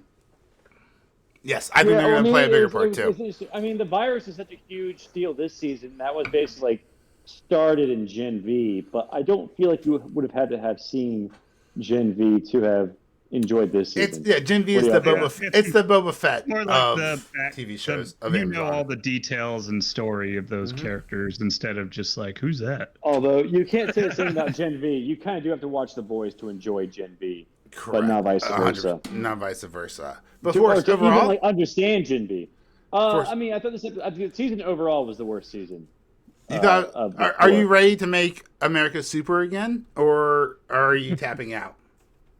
You can't. I mean, I just think they're just Hollywood just can't help itself. It's just gonna it doesn't care about storytelling anymore. It's like the political message is more important. And it's just not going to change, at least for these high-profile adaptations, I feel. Like Marvel, Star Wars, it's like the storytelling is secondary. And I've said this many times on the podcast. Mm-hmm. Maybe I'm cynical. I would love to be proven wrong. I would love to actually sit down and be entertained by a show and not know what the politics of the showrunners are. I was pretty entertained with this episode, but I mean, I absolutely 100% know what's happening. Yeah. Can I introduce you? Well, and some of the I can see how their strong push with the political messaging can turn some people off. Look at a show like 24. The showrunners were conservatives, but who was the president for the first 4 seasons? A Democrat. So that was more focused on let's just do a really cool high stakes spy thriller show, and they're Democrats, Republicans, but let's not make it all about that. Let's not make one side good and one side bad. Let's they're both corrupt and they both have to make compromises. But this one's they did mix that in there with both sides, but that they are Homelander being on that side. Really leaning one way over the pretty other. Hard. Yeah. They do throw some punches the other way, but it's not very balanced. It's like when you hear that stat, it's there's one conservative out of 10 in the writing room, and you're like, oh, that's the one conservative. He's at Amazon. The only conservative. There's no. I think their biggest conservatives in part the writing punching room. the other Let's way be was honest. There are not. I mean, yeah. I mean, was let's like be honest. No, Forrest, what were you saying? There's none? It was not. There's absolutely no conservatives in the writing room. But let's be fair. If there's like a Ben Shapiro or what's the guy's name, Michael Knowles, I wouldn't want them on the writing room either. Like they're just they're nuts too. Well, those are ultra conservatives, not far right. They're not writers. They're political. They're pundits. Yeah. Propagandists. Hold on. Let me propose that you're wrong here, because I watch late night television every night. Right. The Daily Show. Last Week Night, Colbert. All of them. Fuck, I can't know. I don't know why I'm thinking about. I don't know why I'm blanking, because I watch them. Jimmy Kimmel, right? So those guys don't have a single conservative in the writing room, and there were there were zero jokes about Biden until the debate, when it was okay, when it was nationally signaled to all they got the green light, the leftist writers, to make fun of Biden. There was zero Biden. There was one Biden joke per week on all of those shows until the debate, right, when it became utterly apparent, right? What I'm proposing to you is that there is a conservative in the writing room, because there would have been zero conservative jokes. There have been zero stabs at the leftists, and they're not all their ideals. They're dumb ideals. What I was going to say on the boys, if there wasn't a writer there. That's what I'm saying. When they were talking about phase 50 something, 40 something, whatever. That was so funny. Yeah. Phase 47. It made it look like the Marvel setup they had going on there. Speaking of, not that we're in the news section, but Disney is going back to Hall 23. So keep an eye out for that. This weekend, San Diego Comic-Con. Yeah, for Comic-Con, I think they're going to have two Same panels. weekend as GalaxyCon, apparently. What's going on? Same weekend as GalaxyCon. Oh, Disney's returning to Comic-Con and Hall 23. Yeah, San Diego. They're going to do two panels. I didn't catch the reference there. Well, it's weird because it's Deadpool and Wolverine's come out the exact same weekend as Comic-Con, so I guess there's not going to be any Deadpool and Wolverine. Maybe they'll make appearance. I don't know, but there's like really no point for them to be there because the movie's already going to be out. I'm sure it's going to make a lot of money this week. Promo. They're going to need some promo for sure. But since the movie's already out, there's no point. I mean, maybe to announce another Deadpool movie, or maybe an X-Men movie. That would be folly. I'm strongly. If I have to predict, I'm going to predict the Russos are going to be announced officially as the directors of Avengers 5. Even though, who cares at this point since Tony and Steve are dead, and I think Chris Hemsworth is on his way out. Hulk is just a joke at this point. He has like. His cousin's terrible, and his son looks ridiculous with that haircut. And Hawkeye and Black Widow. Well, Black Widow's gone as well. She's dead. I tell you how much I care about her. I forgot she was dead. So Avengers 5, I couldn't care about. I would like if the Russos directed the X-Men reboot. That I would actually care about. But they don't want to make money apparently. I'm trying to think what else. So X-Men announcement, maybe Blade. What do y'all think? No. Probably not Blade. Like they're gonna try to make some kind. There's gonna be some kind of Blade announcement, but it's not gonna be like an actual announcement. They're gonna try to recant some old news because they keep losing directors and writers like left or right. And Marvel doesn't openly cancel things, right? They just let things die quietly in the background. So there'll probably be some kind of hoopla and some kind of respin, but there's not gonna be any kind of significant news about Blade. They're probably going to do like a Fantastic Four panel, so I'm guessing they're going to maybe show some. I don't think they even started filming, but they'll do probably like a panel and stuff. Maybe some more promo art, Fantastic Four, since that seems to be coming together. I'm trying to think out like maybe on I guess Daredevil. We'll show some Daredevil footage, maybe. Hopefully, no, it's not. Spider-Man 4 announcement, maybe. I think it's a possibility. What else can Marvel do? There's like nothing. They really nothing except X-Men and Fantastic Four at this point. So I mean, I'm expecting an X-Men announcement, and that will be the biggest news of Comic-Con, most likely. What will be? X-Men. What about X-Men though? What are you saying about X-Men? Like season They're 2 going to or announce a X-Men release. 97? No, they're going to announce a release date for the X-Men reboot. Okay. Well, there's only 2 panels, thinking. so that makes sense, right? One panel can be And maybe X-Men. a director. One Fantastic Four, yeah, because it's really all they have at this point. They can let go of the Avengers, honestly. So that's why the Russos directing the Avengers are like, who cares? They don't need the Avengers anymore. They have the entire X universe to go through, which is like be way more profitable if they do it right. But we know they won't. They've already dropped the ball on 2 major franchises already. 3 if you count Indiana Jones, but that was good anyway. But yeah, also maybe a Spawn. It's not Marvel related, but maybe a Spawn movie. Because they just announced that the script had been finalized, but no director, no release date, but maybe some Spawn news. Maybe? Now, does this have anything to do with the you image? currently watching Spawn? Are you just a little bit biased and a little bit hopeful? That's the most out of left pitch field call I've ever heard of. Look it up online. Todd McFarlane announced today the script is done, and although they did hire the writer from Falcon and Winter Soldier, so that has me crestfallen. All right, so King Spawn. Spawn movie finally reveals its official title, King Spawn. But is this actually happening? The script is finalized. Yeah, the script is finalized, but I don't think they have a director yet. What is that? Yeah, the script is finalized means nothing if they don't have money to make the movie. It's been greenlit. It's been greenlit. Your script is finalized, but nothing's happened. Who's greenlighting this? Blumhouse. We'll see. Blumhouse is doing it, and Jamie Foxx is playing Spawn. I think apparently still. What? Why? Okay, sure. Because I guess they could get Will Smith, and Denzel's too old. Can you imagine Denzel as Spawn in the 97 movie? That'd been awesome. Although he would have had no skin.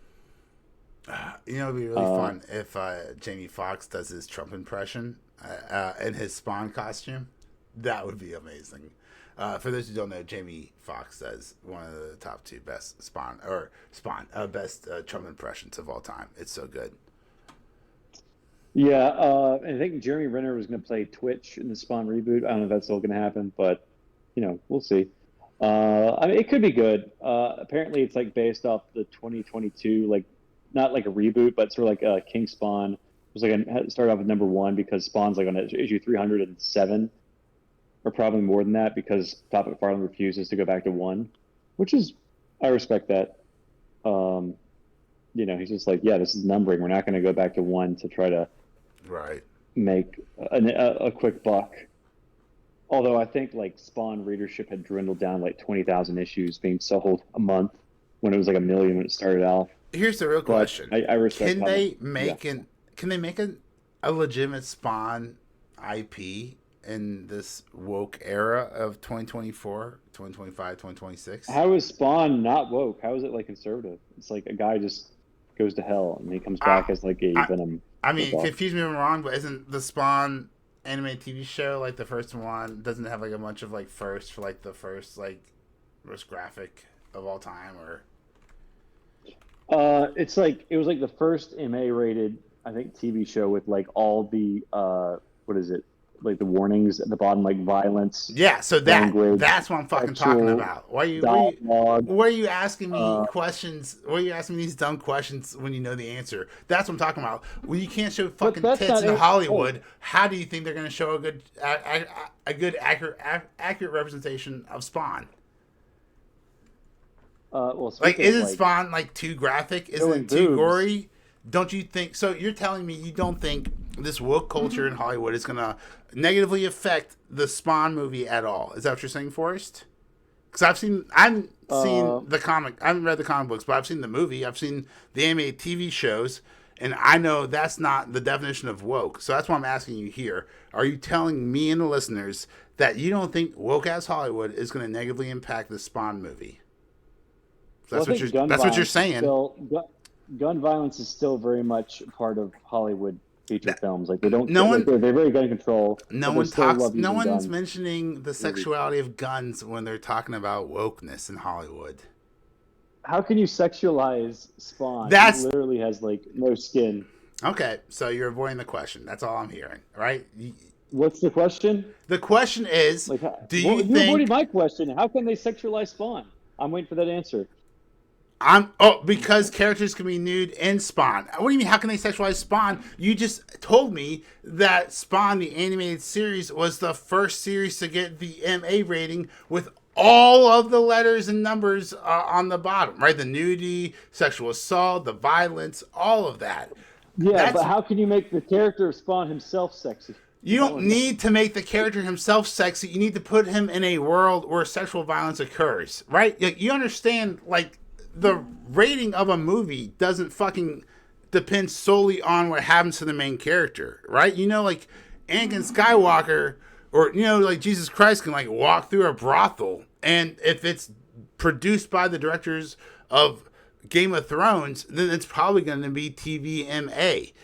Are we saying that Jesus is TVMA? No, but the surroundings are TVMA. The brothel he is in is TVMA, right? So, like, do you understand what I'm saying? Like, I'm not saying Spawn, the character, is TVMA. I'm saying the movie or TV show that they're making, right? I think they can make a good Spawn movie without offending the woke crowd.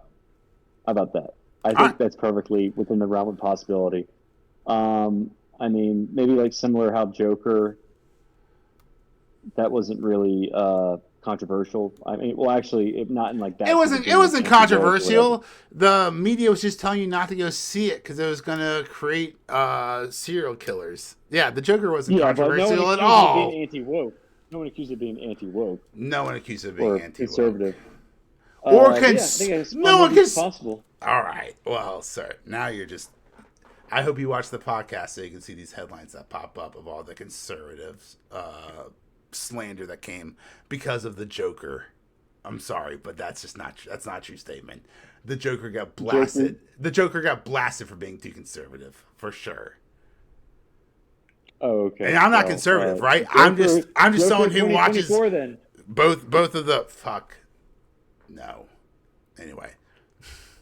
Oh, I think there's gonna be a new Joker 2 trailer. Was it Joker something Ledoux? Can we just fucking kill ourselves now? I'm sorry, YouTube. Can we just unalive ourselves now, dude? The Joker being a musical, the second one being a musical, dude. Just go. I don't really care. No, I hate this so much. First one was okay. The Joker 1 was barely a good movie. It was not a great movie. It was not a good movie. It was like 4 out of 10. Like well directed. Well directed. There was like a cinematography was good. Good job dancing down a fucking stairs without fucking falling down. You woke ass, skinny ass fucking bitch walking around in a fucking whitey tighty, fucking hiding in a fridge. What a fucking misconstrued fucking movie. I'm sorry, but it's not good. It's not a good movie. It's a shit movie. I'm sorry, the Joker sucks. Also, you're allowed to have your own opinion, but awful fuck. And his makeup in the movie plagiarism, just like John Wayne Gacy's. Who fucking wrote this? The ex-president of Harvard who still works at Harvard. The plagiarism on this movie. Someone who had seen The King of Comedy and Taxi Driver a lot.